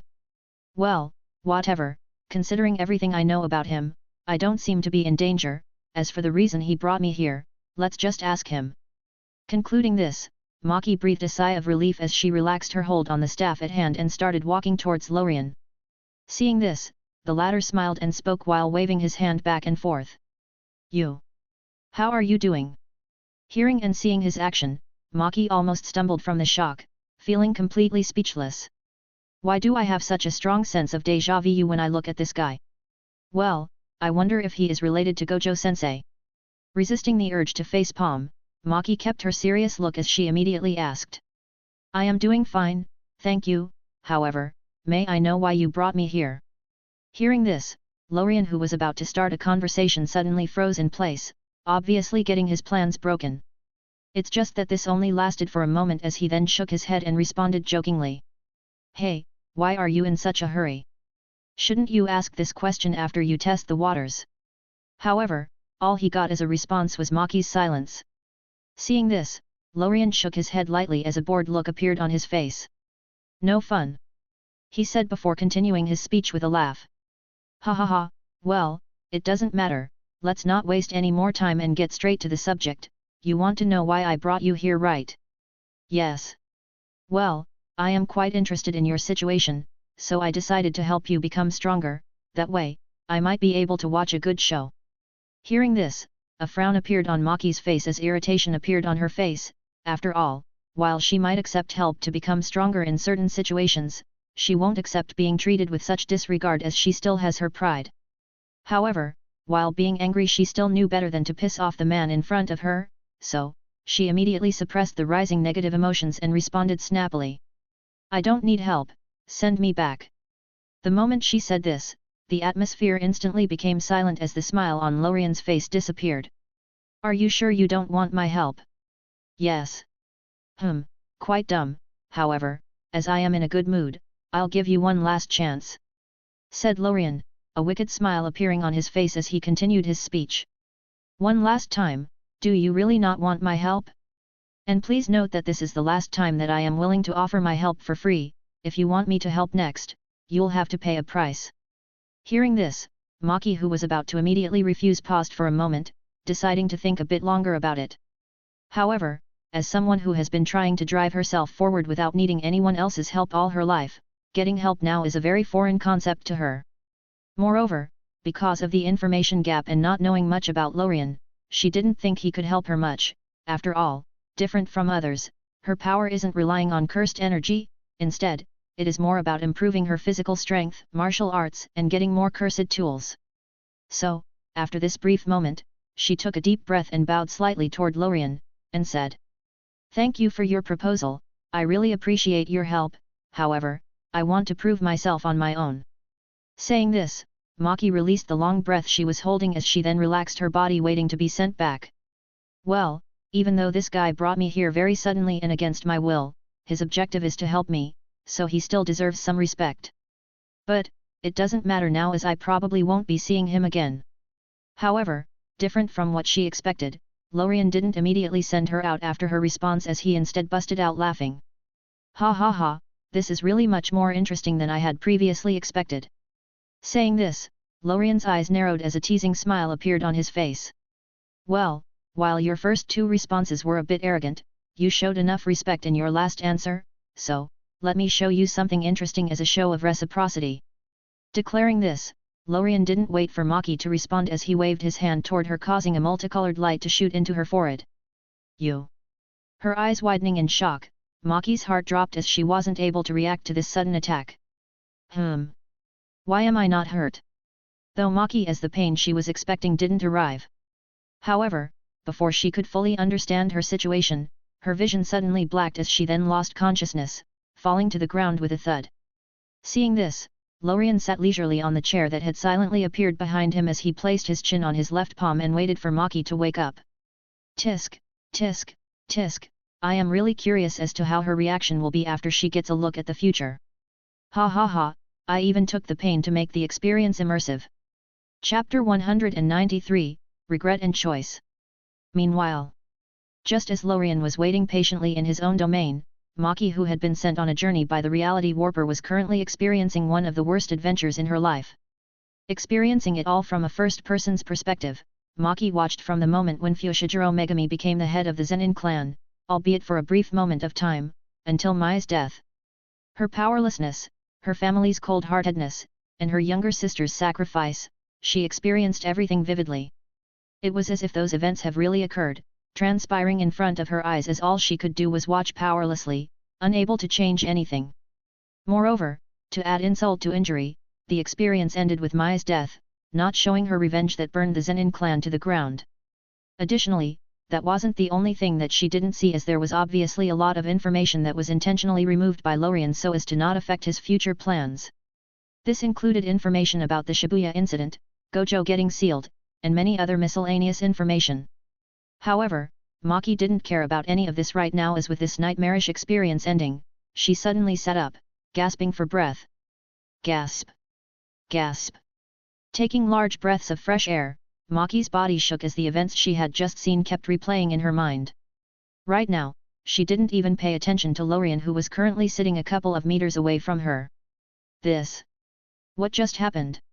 What did he do? Was it an illusion? No, no, no, it didn't feel like it. Instinctively denying the inevitable, Maki tried thinking of other explanations for the events she just went through, however, she soon gave up, finally accepting reality. After all, there was this voice in the back of her head that kept telling her that this wasn't a lie, and she chose to believe it. Is that the future? It's dark. Taking a deep breath, Maki immediately restored her calm under Lorien's appreciative eyes as she then looked at the latter and spoke, her voice filled with resolve. You said you could help me, how? Said Maki, knowing that was walking straight into the trap that the man in front of her has clearly laid, not hiding his intentions. However, while knowing this, she also knew that this was her only chance at preventing the scenes she had just seen from becoming reality. After all, she couldn't think of any other method to quickly improve her strength. As for asking for outside help, she denied this as she knew that her future self would have done this if it was possible. There is a lot of missing information. Where was Gojo-sensei when all of this happened? If he was still there, the clan wouldn't have dared to do such a thing. Taking a deep breath, Maki calmed herself as she thought of all the possibilities. However, she still couldn't determine anything as her experience didn't contain any important information. Understanding this, Maki couldn't help but look at the man in front of her as she suppressed the urge to punch the shit-eating grin out of his face. There is not much I can do. I should have previously agreed. Why did I disagree again? Ugh, damn pride and arrogance. Now, I am going to get ridiculed. And indeed, things went as she expected as Lorien, who was watching amusedly as her facial expressions continued to flip like the pages of a book, finally responded with a wild laugh. Oh, you want my help? Didn't you just say that you don't want it? Looking at the wide grin on Lorien's face, Maki continued to suppress the urge to punch him as she replied while bowing slightly. I apologize for that, so, could you please help me?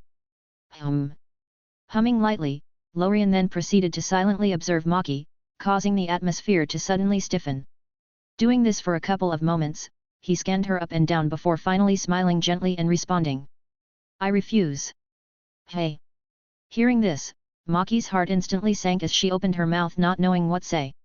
However, after seeing the teasing look on Lorien's face, she immediately realized that he was playing with her, which caused her to immediately respond.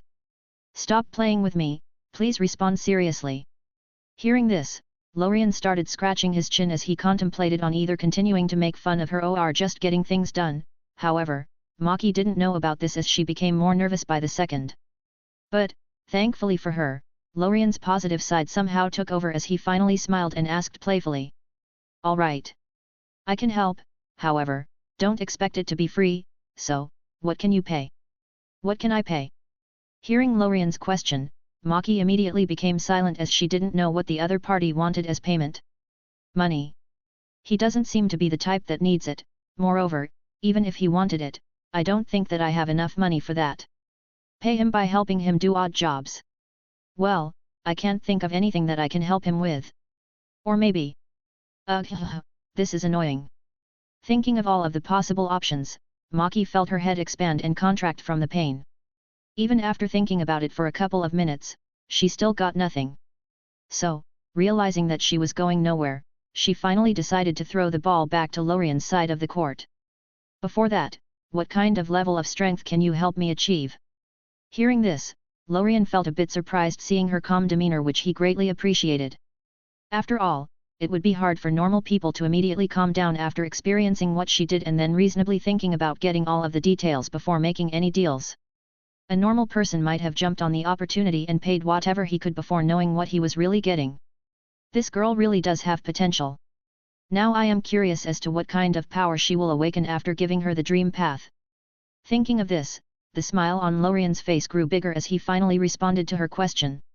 I can help you to immediately reach the special grade level. I can also help you with martial arts, allowing you also reach that level only based on them, and finally I can give you the opportunity to walk on a new power system which will allow you to gain power similar to curse techniques and even better. Saying this, Lorien took a couple of steps toward Maki as he then leaned forward and said lightly. So, what can you pay, and please note that you will gain all of those in a very short period of time. Yes. Hearing this long list of benefits, Maki's eyes instantly widened in shock as she took a deep breath of air as a reaction. Is he for real? While she expected the ships on Lorien's side to be quite sizable, she didn't expect him to give her such a surprise. As for the possibility of him lying to her, that is very minimal. After all, such lies are very easy to pierce as all one needs to do is wait for them to unfold. However, this wasn't the main point of Maki's attention right now as she started thinking once again about the price she needs to pay. Now, not only did her choice not become easier, it became even harder. Ugh, I really want to punch myself in the face for previously not accepting the offer. Shaking her head, Maki immediately extinguished the feelings of regret that were emerging as she knew that she needed to make a choice as soon as possible. So, after thinking about it for a couple more moments, Her eyes were suddenly filled with resolve and a bit of madness as she then raised her head and looked Lorien straight in the eye. Whatever, I don't care anymore. The reason I lived so long is to prove myself, however, there is need for that anymore. All I want to do now is end that cold family. The more she thought about it, the more resolved and irritated she became, so, unable to hold her emotions, she finally said something which she somewhat immediately regretted. If what you said is correct, then, I am willing to pay everything. Everything. Yes. Everything. After I deal with the clan, you can do whatever you want with me. Saying this, even with the slight feelings of regret, Maki relaxed slightly as she observed the man in front of her. Well, in the end, this might not be that bad. Note. You can read the next chapter 194 for free on Patreon, go check it out there. Chapter 194, Heavenly Restriction and Dream Path. However, just as Maki was feeling a sense of relief as a huge weight was finally off her shoulders, Lorien was currently feeling completely confused. I really didn't think through. He thought. I just wanted to tease her a bit and then maybe get a free laborer afterward. Not to mention that I am curious about what kind of ability she'll awaken and what kind of reaction the Zenin clan will have. Just imagining their faces makes me want to laugh. However, scratching his chin, Lorien's eyes narrowed slightly as he looked at Maki, who was very close to him. This isn't that bad actually. Tisk, tisk, tisk, I've been quite lucky recently. Shaking his head, a smile finally appeared on Lorien's face as he leaned even more forward, causing Maki's body to suddenly stiffen in response as a small blush appeared on her face. Too close, she thought, resisting the urge to move back. Seeing this, Lorien couldn't help but want to continue teasing her even more. However, luckily for Maki and to her relief, he was able to withstand this temptation as he finally spoke in response. Well, I'll give you another chance to change your mind, don't say I didn't warn you later. However, even after hearing this, Maki still shook her head and replied. I've made my choice. I won't regret it. Hearing this, Lorien paused for a moment, leaving her a bit of time to think about it and change her words.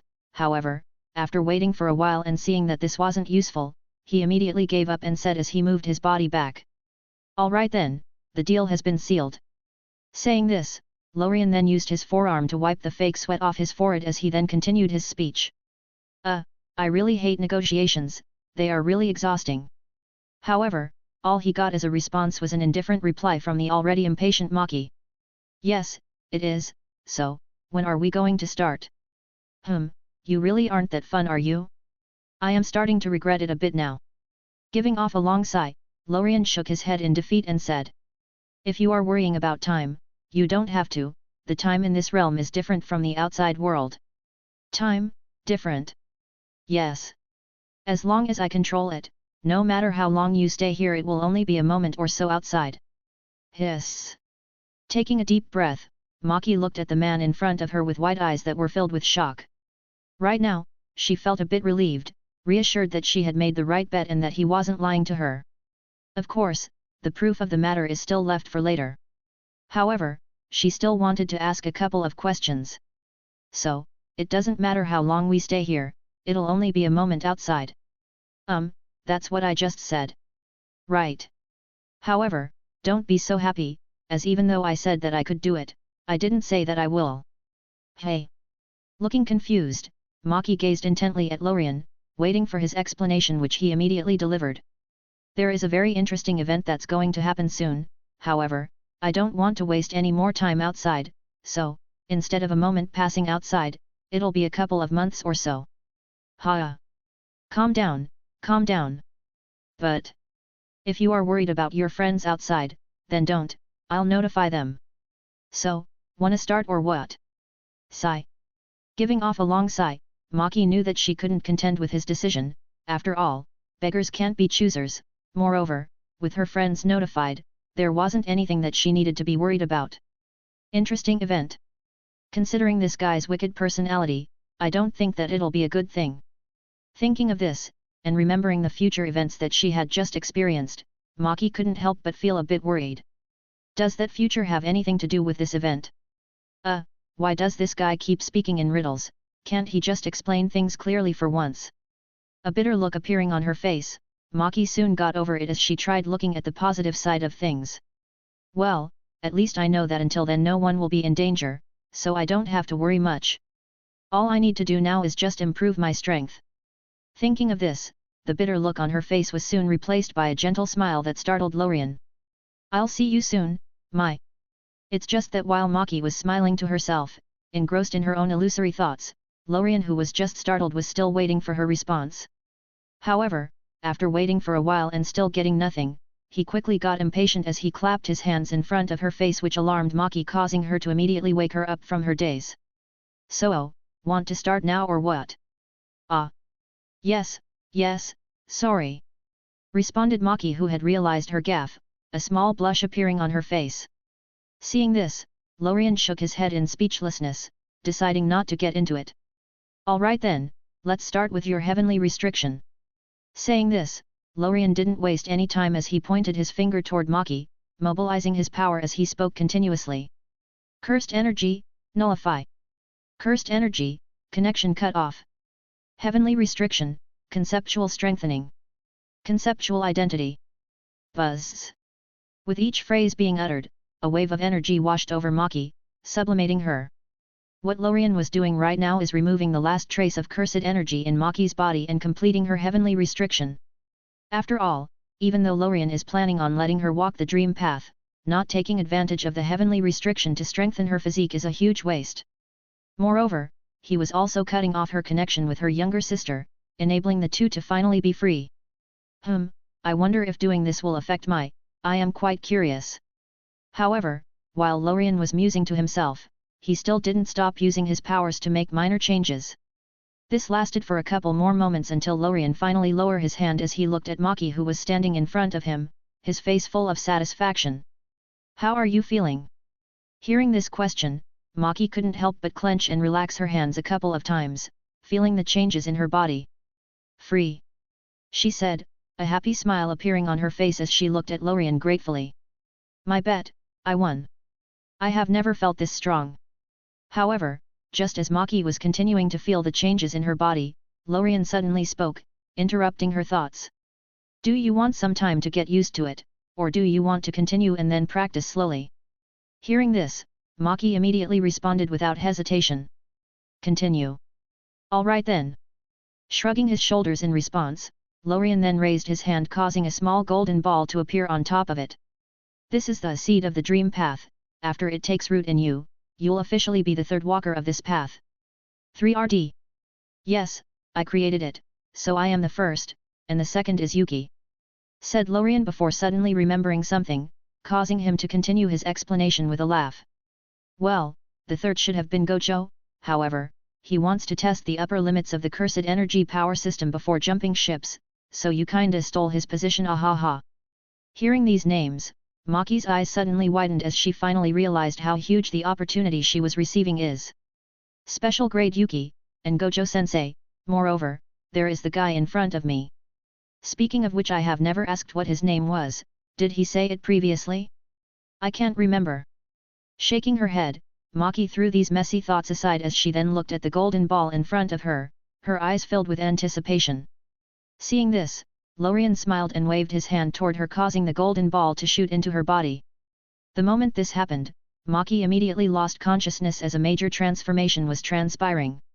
If the completion of the heavenly restriction was akin to adding a couple of walls to an already built house, then this dream path is like completely taking down the house and replacing it with a castle.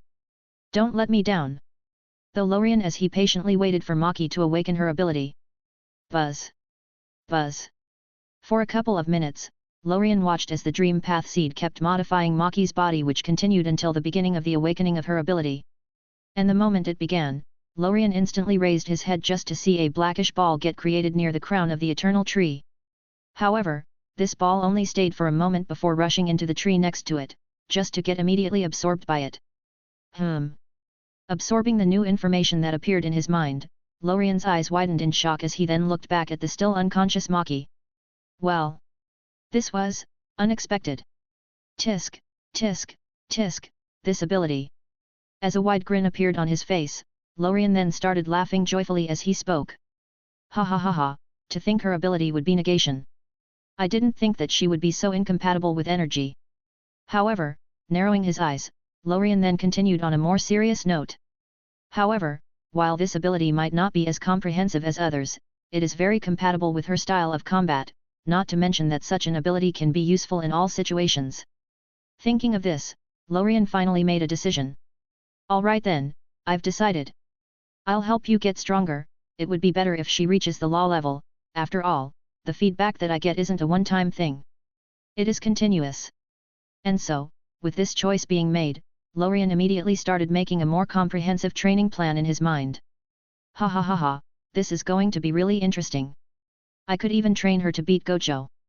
Imagine, getting stabbed by Toji and then Maki, ha ha ha ha ha. However, just as Lorien was smiling happily imagining different scenarios, Maki was finally restoring consciousness, a groan escaping her mouth as she tried to stand up again. Realizing this, Lorien immediately threw the messy thoughts aside and turned his attention toward her. Well, it seems that our Snow is finally awake. Time to begin.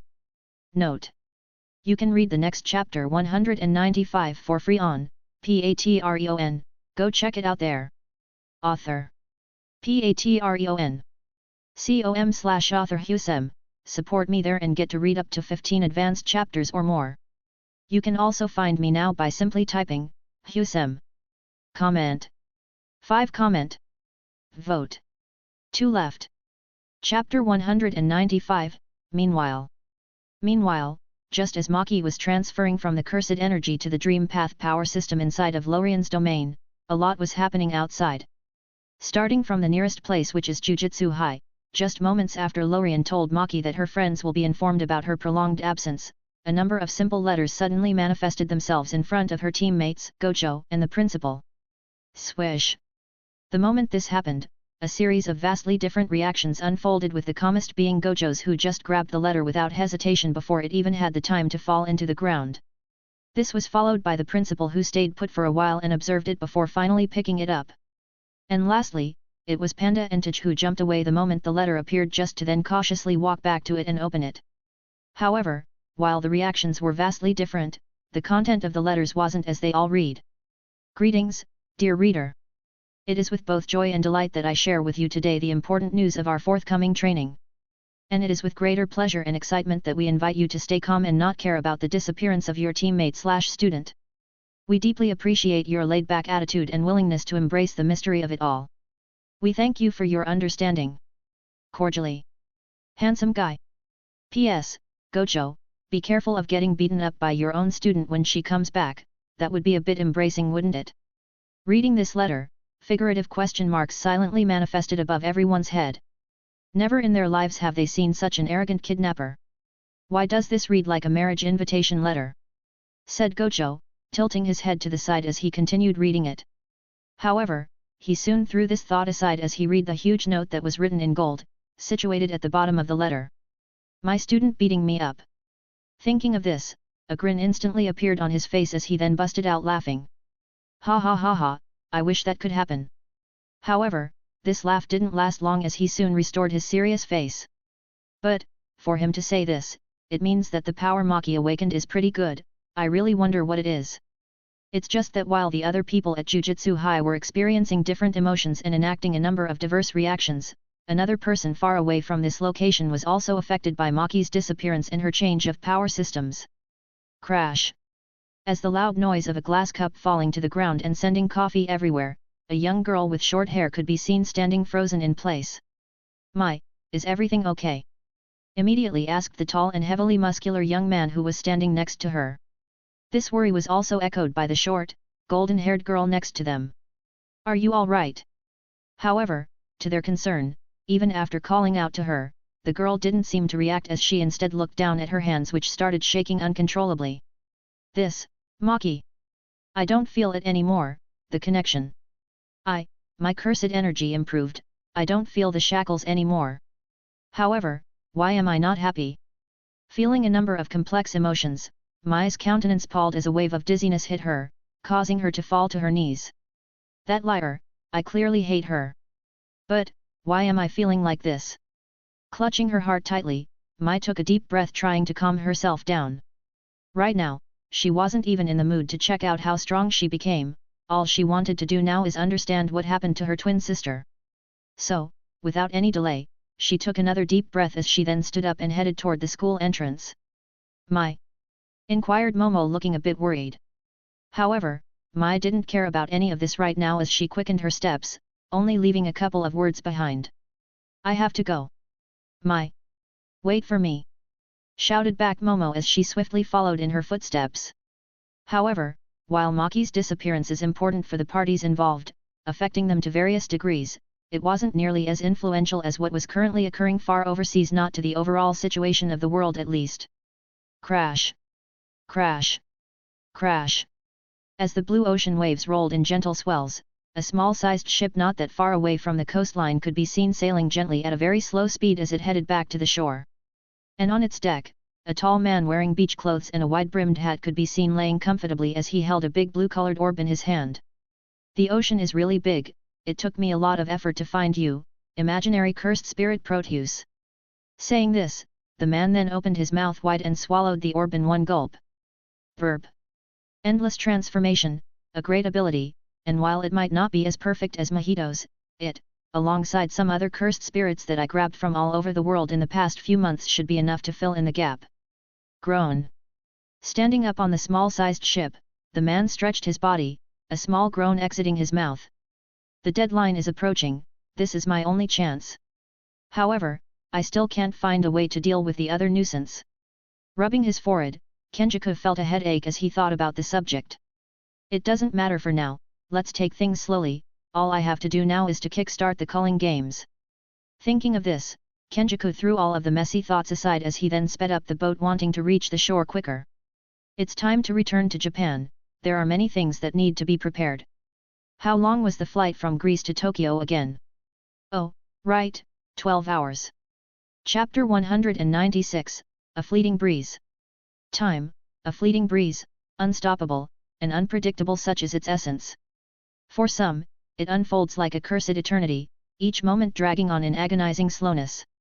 While for others, it bestows its blessings fleetingly, like a beautiful but brief dream.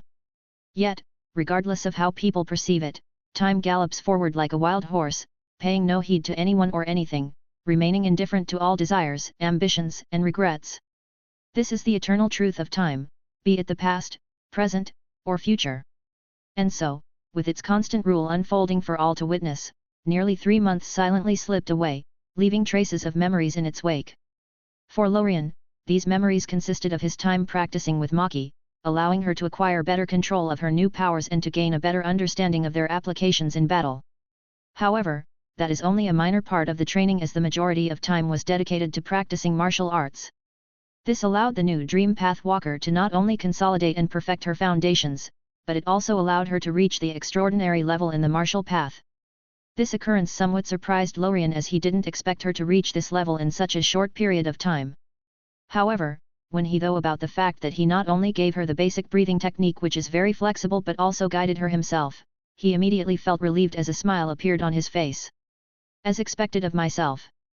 Narcissistically commending himself, Lorien proceeded to jokingly ignore the efforts Maki had put in as he then continued diving down his memory lane. After all, while training is important, that wasn't the only thing Lorien experienced in this period of time, as he kept leaving the domain once in a while to meet Yuki and hang out around Tokyo.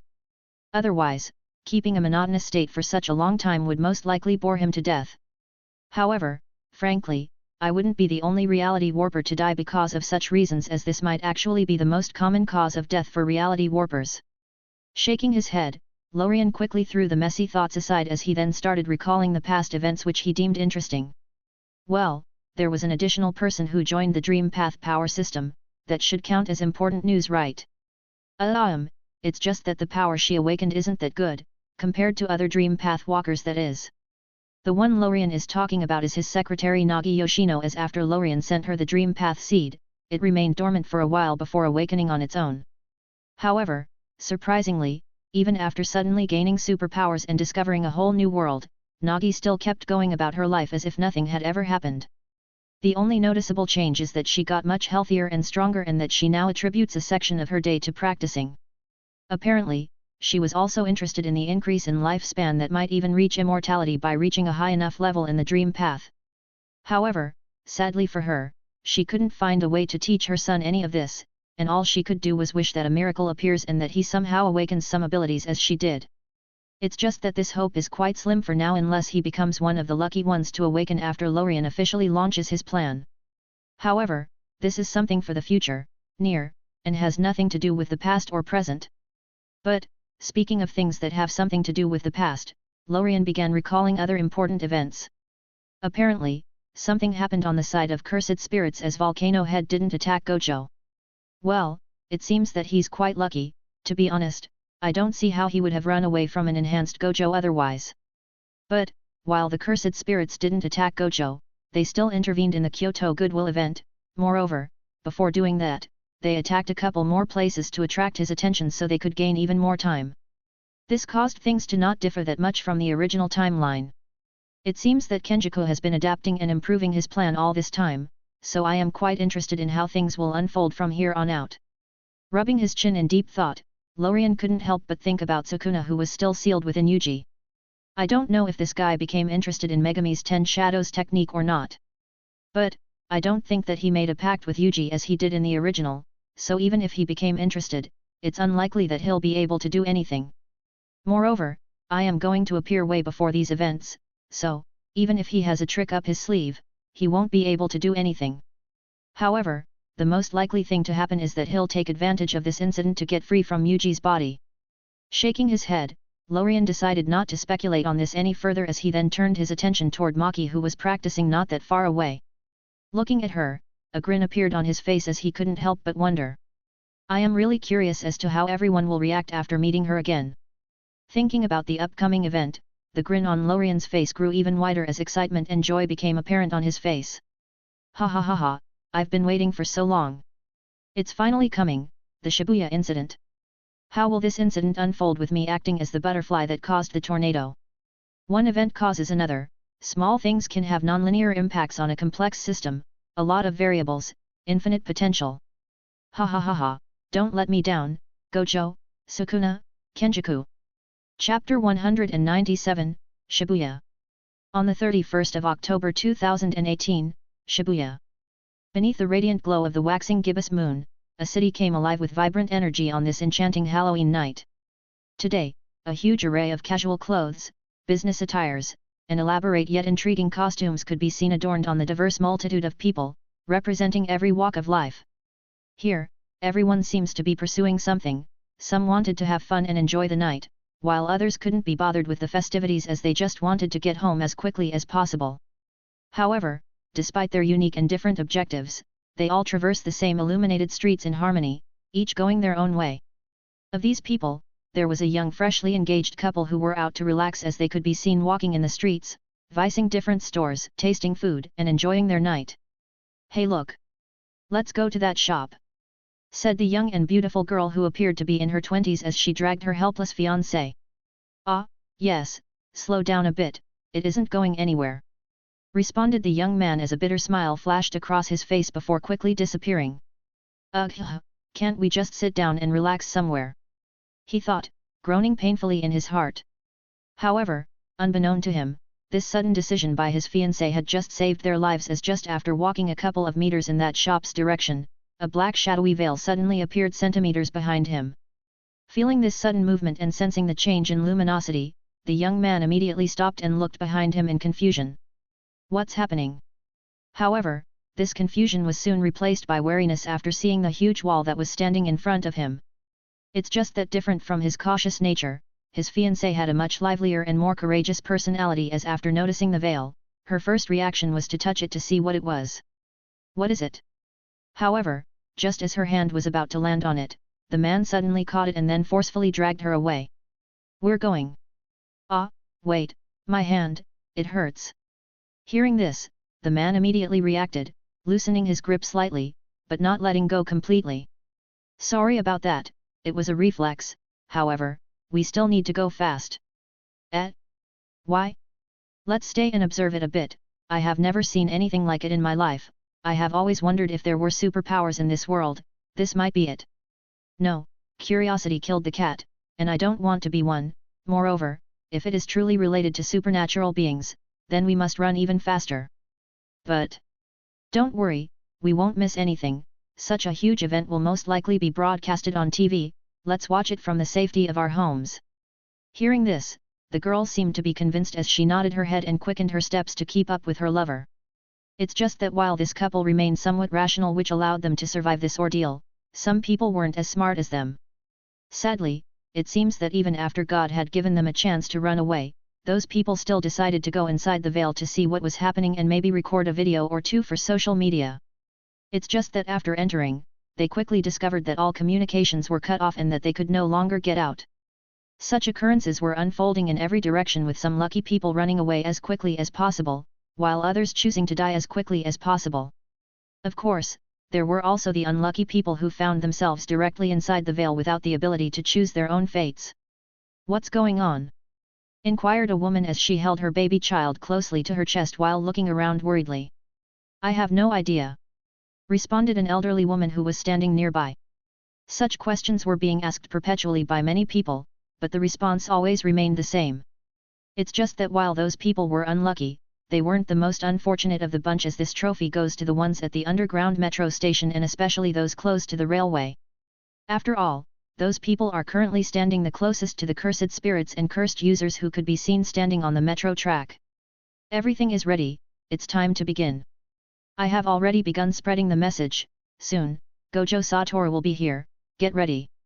I've long wanted to meet the strongest sorcerer in this era," suddenly spoke Yago.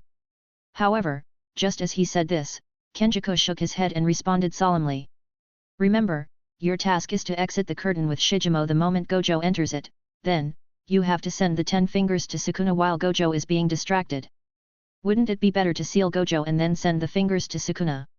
No, while Gojo is a big issue, he isn't the only one we have to be careful of, so, we need a powerful combat force on our side. Will Sukuna listen to us?" Hearing this, a wicked smile appeared on Kenjaku's as he recalled some information that he previously gathered. "You don't have to worry about it, just release him, and he'll directly head to his target. After all, he has a grudge to end." However, just as Kenjaku said this, one of the cursed spirits standing nearby suddenly spoke. "Are those guys you keep talking about really that strong? You haven't been around for a while, you'd be surprised how much things changed," responded Kenjaku, looking at the cursed spirit that was sleeping overseas for years. It seems that to make sure that everything goes according to plan, Kenjaku went all out, calling in every special cursed spirit he could gather. The number of cursed spirits and cursed users here is nearly double that of the number that was present in the original timeline. "Humph, I'll have to see for myself," responded the weird-looking cursed spirit. Hearing this, Kenjaku just smiled and stopped talking as he then waved his hand, sending the special cursed spirit Kururushi towards the metro. It seems that its job is to replace Mahito's transformed humans in the original so it could distract Gojo. Moreover, doing so, he used cursed spirit manipulation once again and called out another special grade cursed spirit Ganesha so it could battle alongside those present. Then, finally, he called out the smallpox deity and ordered it to stay away from the center of the battle and to just stop any sorcerers who wants to come near. Finishing all of this, Kenjaku then walked away, preparing to hide himself. "Alright everyone, don't forget your roles. If anything goes wrong, we're all going to die. Don't worry about it, this world belongs to us." Chapter 198, 20 Fingers. However, just as these cursed spirits and curse users were making their final preparations with their dark hearts filled with hope, resolve, and anticipation, they didn't realize that all of their actions were being watched by an unscrupulous silver-haired reality warper who was sitting more than 5 kilometers away. As for why he is able to observe them for that far of a distance with his divine sense only covering 4,269 meters? That would be because in the past few months, he didn't forego his daily routine of absorbing dream energy and practicing, which allowed his divine sense to reach a range of 5,600 meters. Crunch! Crunch! Sitting on top of a high-rising building, his legs swinging off the edge, Lorien kept extending his right hand from time to time to the bag of ships he was holding in his left hand, crunching away at the crisps inside. Does he plan to let the 15 fingers Sukuna hold me down so he could safely execute his plan? Ha ha ha ha ha ha, does this guy really think that Sukuna is enough to hold me down? Thinking of this, a sneer appeared on Lorien's face as he looked at Kenjaku. Why do smart people always die because of dumb mistakes? Is it self-confidence perhaps? Shaking his head, Lorien then turned his attention towards Yago, who was heading towards a hidden location that was very close to the veil. I want to end this era today, I don't want to leave anything for later. I have long gained all that could be gained in this world and met all those I wanted to meet, so there is no reason to drag on any longer. Moreover, time is ripe for the launch of a new era. An era where everyone has a chance and where powers aren't mainly based on bloodlines or inheritance, an era without limits and where the possibilities are endless. An era where hot weapons are no longer useful and where the balance of power can shift in a matter of days. Thinking of this, Lorien's gaze kept following Yago, or more precisely, the fingers he was carrying. However, to begin a new era, the old one needs to be buried first. Deciding on this, Lorien's eyes flashed with a look full of sarcasm and teasing. King of Curses, right? Let me give you a chance. Raising his hand, Lorien then connected himself to the network of dream trees that were covering the entire Earth, which allowed his perception to jump from a 5,600 km radius to an Earth-sized radius. However, this wasn't the most important thing right now, as this boost wasn't only acting on his perception range but also his power. Right now, with the help of the dream tree and the immense amount of dream energy stored within, Lorien could use his powers on a planet-sized scale. It's just that sadly, this level of power isn't something he could do on his own and is based on the dream tree and the energy within it. Moreover, it also consumes insane amounts of energy, so, the moment he connected to it, Lorien didn't waste any time and immediately began using his powers. Dream/reality, summon Sukuna's remaining fingers. Dream/reality, summon Sukuna's old body. Buzz. Swish. The moment Lorien's power unfolded, a wave of power instantly spread through the globe, with each dream tree acting as a carrier. Then, without having to wait for too long, all of Sukuna's remaining fingers, no matter where they were, silently appeared, floating in front of Lorien. This was also soon followed by a large-sized corpse that was wrapped by what looked like seals and a fudas. These things sure are hidden. Well, it doesn't matter now. Seeing the objects floating in front of him, Lorien didn't hesitate for a moment as he immediately cut off the connection with the dream tree, not wanting to waste any dream energy. Huff. Huff. Breathing heavily, Lorien started kneading his own temples as he felt like his head was about to explode. Ugh, this headache. Curiosity killed the cat. I shouldn't have used my extended divine sense to observe the world out of curiosity. I just wanted to see how it would feel to be able to observe whatever I wanted in the world with a single thought, and now, I feel like my head is about to explode. It seems that my soul isn't nearly as strong enough to be able to handle that much information. Well, at least now I know. Later on, when launching the Dream Path system, I'll just limit my perception range and just give the orders. Otherwise, it would be very embarrassing if I were to pass out on such an occasion. I probably won't outlive it. Shaking his head, a smile appeared on Lorien's face thinking of this scenario. However, he soon threw these thoughts aside as he felt the headache subside. Let's deal with this first. Turning his attention once again to the main objective, Lorien observed the fingers and the corpse in front of him for a couple of moments before starting to use his power again. Dream/reality, hidden. Dream/reality, merge. Dream/reality, kick out. Dream/reality, seal. Continuously using his powers, Lorien first merged Sukuna's old body with one of the fingers before endowing this same finger with a command that forcefully kicks Sukuna out of Yuji's body once all of the fingers are collected. Additionally, it doesn't matter in which arrangement the fingers are taken, as it will only take effect once all 20 fingers are collected. Moreover, things don't end there, as once Sukuna is out of Yuji's body, he'll immediately restore his Heion-era body thanks to the corpse that Lorien merged with the finger. It's just that this is the end of the good news for Sukuna, as Lorien also added a hidden power that will seal him in place for 15 minutes after he gets released. This is mainly to give time to Yuji and everyone around to leave the place as quickly as possible. After all, while Lorien wants to have some fun, he's still not deranged to a level that will allow him to disregard the lives of other people without care just for a bit of amusement. Oh, speaking of other people's lives. Chapter 199, World Authority. Oh, speaking of other people's lives. Thinking of something, Lorien suddenly turned his attention toward the civilians around and inside the veil.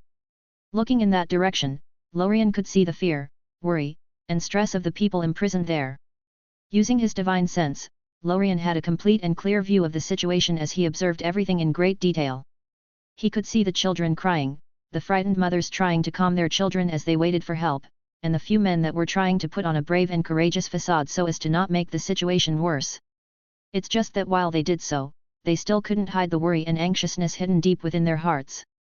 Moreover, it didn't help that some creatures had appeared, asking them to spread a specific message. Bring Gojo Satoru. By now, even the dimmest light bulb of the bunch had already caught up to what was currently happening.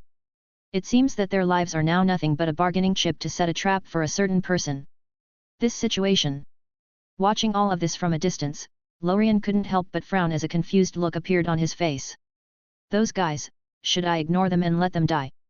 Well, humans as a whole aren't that great, as while some may be kind-hearted and good-natured, most in our modern time appear to be idle, vain, vengeful, and selfish.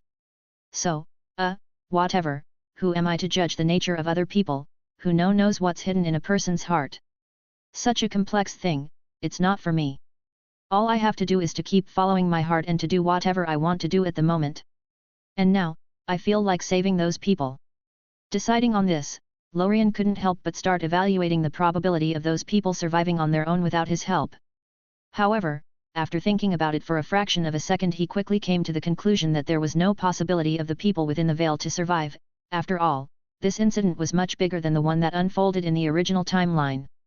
Not to mention that there is the addition of Sukuna, who might just go on a killing spree after getting released. Now that I think of it, the people inside the veil aren't the only ones in danger. Once a large-scale battle erupts, I don't think that anyone within a kilometer radius will survive. Thinking of this, Lorien couldn't help but glance once again at the people within the veil as his eyes stayed a bit longer on the children there. Sigh. Why am I feeling soft-hearted all of a sudden? Well, whatever, these guys shouldn't die in such a situation just before the launch of a new era. And who knows, one of them might just awaken some interesting ability. Making his decision, Lorien finally stood up from his sitting position as he then started using his power. Dream/reality, leave. The moment Lorien used his power, a wave of mysterious energy washed over everyone outside the veil, making them have the urge to leave. This included everyone, even the policemen who came here to stabilize the situation. The only people that weren't affected were the Jujutsu High managers that had just arrived to investigate after learning about the sudden appearance of the veil. Finishing this, Lorien used the dream trees around Shibuya to keep this rule in effect so that no civilians go near there. Alright then, next. Turning his attention towards the people inside the dark dome, Lorien couldn't help but rub his shin as a frown appeared on his face. I want to save those people, however, this will cause Kenjaku's plan to fall short. If I save them, Gojo won't have anything limiting him. By then, he could probably kill every curse and cursed spirit in Shibuya within minutes. Thinking of this, Lorien felt conflicted as he wanted to see if his appearance would affect the results of this battle. Well, the reason Gojo got sealed has nothing to do with combat power, so he will probably get sealed if nothing unexpected happens. This is the limitation of a power system. Once someone is a part of it, he has to accept both its advantages and disadvantages. So, no matter how strong Gojo is, once the prison realm is unfolded and the requirements are met, Gojo's cursed energy will instantly be sealed. But, while I want to see the scene so I can laugh at him later, I don't want to see such a large number of people dying just because of a joke. Closing his eyes, Lorien continued thinking about solutions. This lasted for a while until Lorien finally opened his eyes, a smile appearing on his face as he connected once again to the reserves of dream energy inside of the dream tree before beginning to use his power. Well, it's a bit of an energy waste, however, if it's to keep a clear consciousness, then it's worth it. Reality, swap. Buzz. In an instant and before anyone could react, every human within the veil was swapped by a fake doppelganger that will last for a day. Moreover, those fakes not only act like real humans, but even when they die they look and feel like one. This is the case even for Gojo, as Lorien made sure that even he will not be able to see anything wrong with them. As for where the real people went, they were teleported by Lorien to his own realm and will be released once the battle between Gojo and the cursed spirits ends, be it with him getting sealed or the cursed spirits getting killed. Finally done. Finishing all of this, Lorien sat down once again, cross-legged on the edge of the high-rising building. However, different from before, Lorien didn't cut off his connection with the dream tree this time, as he needed to do something before that. Well, now that this is off of the way, I can play here to my heart's content and make things bigger. He, this is going to be interesting. Thinking of this, Lorien turned his head towards a couple of directions with his power radiating from time to time, unknown what he was doing. All right. I'm done. It's time for business now. Shaking off the messy thoughts in his head, Lorien restored his serious state, focusing on what is truly important. It's time to create the nightmare realm where all the future nightmare creatures will be born and live. This needs to be prepared before the launch of the dream system. Alright, let's begin. Buzz. Swish. With Lorien's amplified power unfolding once again, and with the reserves of dream energy getting consumed at an incredible rate, an invisible barrier started rising from all four corners of the world, with the different dream trees acting as its pillar. If someone had the capacity to see it and were to look at the Earth from space, they'll immediately notice that the Earth now had an additional dark layer that was erected next to the ozone layer. This layer was not only a figurative term but also a literal one, as it forcefully added another layer or dimension to the world. This dimension is no different from the real world with just the humans missing. It could even be called a mirror world that is only accessible to dream path walkers. If we're to nitpick to find differences, the only thing one could think of is how dark everything here feels. Even the sun didn't appear to be sending off any light. Buzz. Buzz.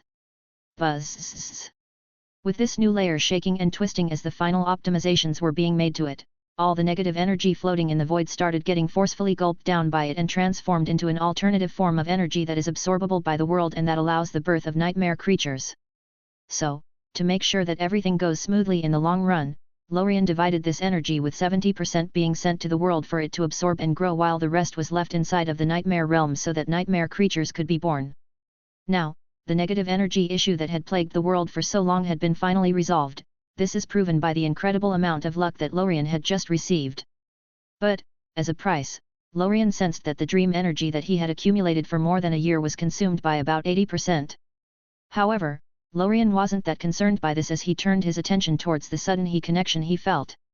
This feeling, I feel like I am very close to gaining ownership of this world. Only a small distance away.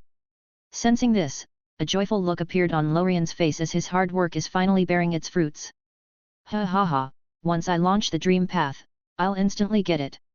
Feeling excited, Lorien had the urge to immediately launch it right here and now.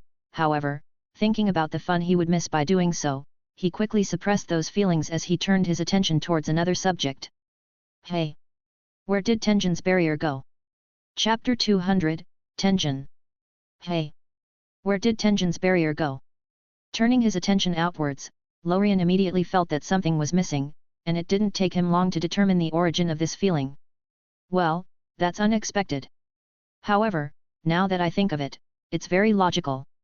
One of the main functions of the nightmare realm is to forcefully absorb any and all negative energy and then process it accordingly. As for Tengen's barrier, its main function is to gather cursed energy and optimize it. These two have innately conflicting natures, as one of them accumulates negative energy while the other absorbs. So, the moment the nightmare realm was born, the first to bear the brunt of it was Tengen's barrier, which was immediately torn apart and swallowed. Thinking of this, Lorien couldn't help but shrug his shoulders, not appearing to care much about this at all. However, just as he was about to turn his attention toward the battlefield once again to enjoy the show, he suddenly froze in place, remembering something quite important. Wasn't this barrier used by Tengen to maintain her self-awareness after evolving? So what happened to her now? Thinking of this, Lorien couldn't help but feel a bit curious, wanting to unravel this mystery. Moreover, what even is the evolution that happened to Tengen? While she does look like a cursed spirit after evolving, she doesn't appear to be one completely. I really want to check this out. It's just that just as Lorien was resisting the urge to run off to Jujutsu High to see what happened for himself, he suddenly felt a mutation occur inside of the nightmare realm, which caused him to unhesitatingly throw the messy thoughts aside to check the situation. After all, right now, there was nothing more important to him than the stability of this realm. All other events are just there purely for amusement purposes. It's just that the moment Lorien used his authority over the nightmare realm to scan through it, his mouth opened wide and his eyes widened in shock, as a look of confusion then appeared on his face as he looked at the scenes inside. Wait, what? Who's that? Right now, in the nightmare realm, and in the location mirroring where the star tomb is supposed to be in the real world, a woman had silently appeared, looking around in confusion. This woman wore a short-sleeved traditional kimono, had white hair, and looked like she was in her late 20s. However, if anyone were to look into her eyes, they'll immediately throw this ridiculous thought out of the window once they notice the vestiges of ages hidden within her eyes. Moreover, while her body looked young, the aura and presence she was giving off were ancient. This could also be seen from the fact that while she looked around in confusion, there was no fear or wariness apparent on her countenance. Instead, she had a look full of novelty and interest on her face, seemingly seeing something new, rare, and interesting. Where is this place? And more importantly, why is my body restored? Tilting her head to the side, Tengen looked at her human hands with a satisfied look on her face. As expected, I am much more used to my human looks, and to be honest, I looked quite ugly after evolving. Enjoying her restored looks for a moment, Tengen finally turned her attention to what was truly important. This body is also made by some sort of negative energy, however, it doesn't seem to be cursed energy as it feels much milder and controllable. Let's try using it. Moreover, I need to investigate the place. Closing her eyes for a moment, Tengen's eyes then snapped open as she made a hand sign using her right hand, causing a huge barrier to get created, which then expanded at an incredible speed, covering more than 10 kilometers in an instant. Hey! No one is here. Using the barrier as a way to investigate the place, Tengen shot two birds with one stone as she was able to test this new energy and determine her situation at the same time. It's just that seeing that there was no one around, Tengen tried a couple more barriers and techniques, making sure that they were all still usable before she finally turned her attention to something else. Am I currently a human or a cursed spirit? I don't seem to be either of them, she spoke out loud, looking at her hands in confusion. It's just that the moment she said this, a voice suddenly sounded next to her, startling her in the process. Neither, you are a nightmare spirit now. Who? However, before she could react and finish her inquiry, Tengen was suddenly teleported out of the nightmare realm, just to appear on top of the building that Lorien was sitting on its edge. Immediately looking around, Tengen quickly found the culprit, who was looking at her with a smile on his face. Who? It's just that before she could finish her question, she was interrupted once again by Lorien, who pointed at her with his index finger, sending a small ball of light into her brain. The moment this orb pierced her body, a large amount of information suddenly emerged in her mind, explaining the situation. I am feeling a bit lazy at the moment. This is much easier, so, do you have any more questions? Hearing this, Tengen, who was still a bit confused by what had just happened, shook her head as she then looked at Lorien speechlessly. You could have at least let me finish my question, that was rude. Don't care. Just joking, so, any questions? Hearing this, Tengen just shrugged her shoulders and then walked to Lorien's side and sat next to him on the ledge of the building as she gazed silently at the flow of people below. This continued for a while before a smile finally appeared on her face.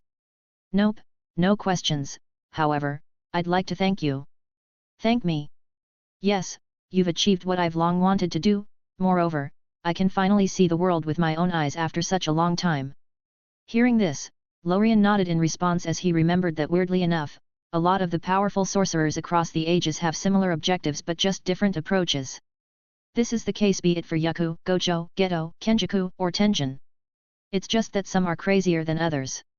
By the way, do you need a manager for that realm? Suddenly spoke Tengen, interrupting Lorien's thought process. Manager? Yes, an administrator who can intervene in case something happens when you aren't around. I think that considering my experience, I am very qualified for the job. Hearing this, Lorien couldn't help but feel speechless at how quickly Tengen adapted. Why did this turn into a job interview? Beats me, shrugged Tengen in response. Thanks for listening.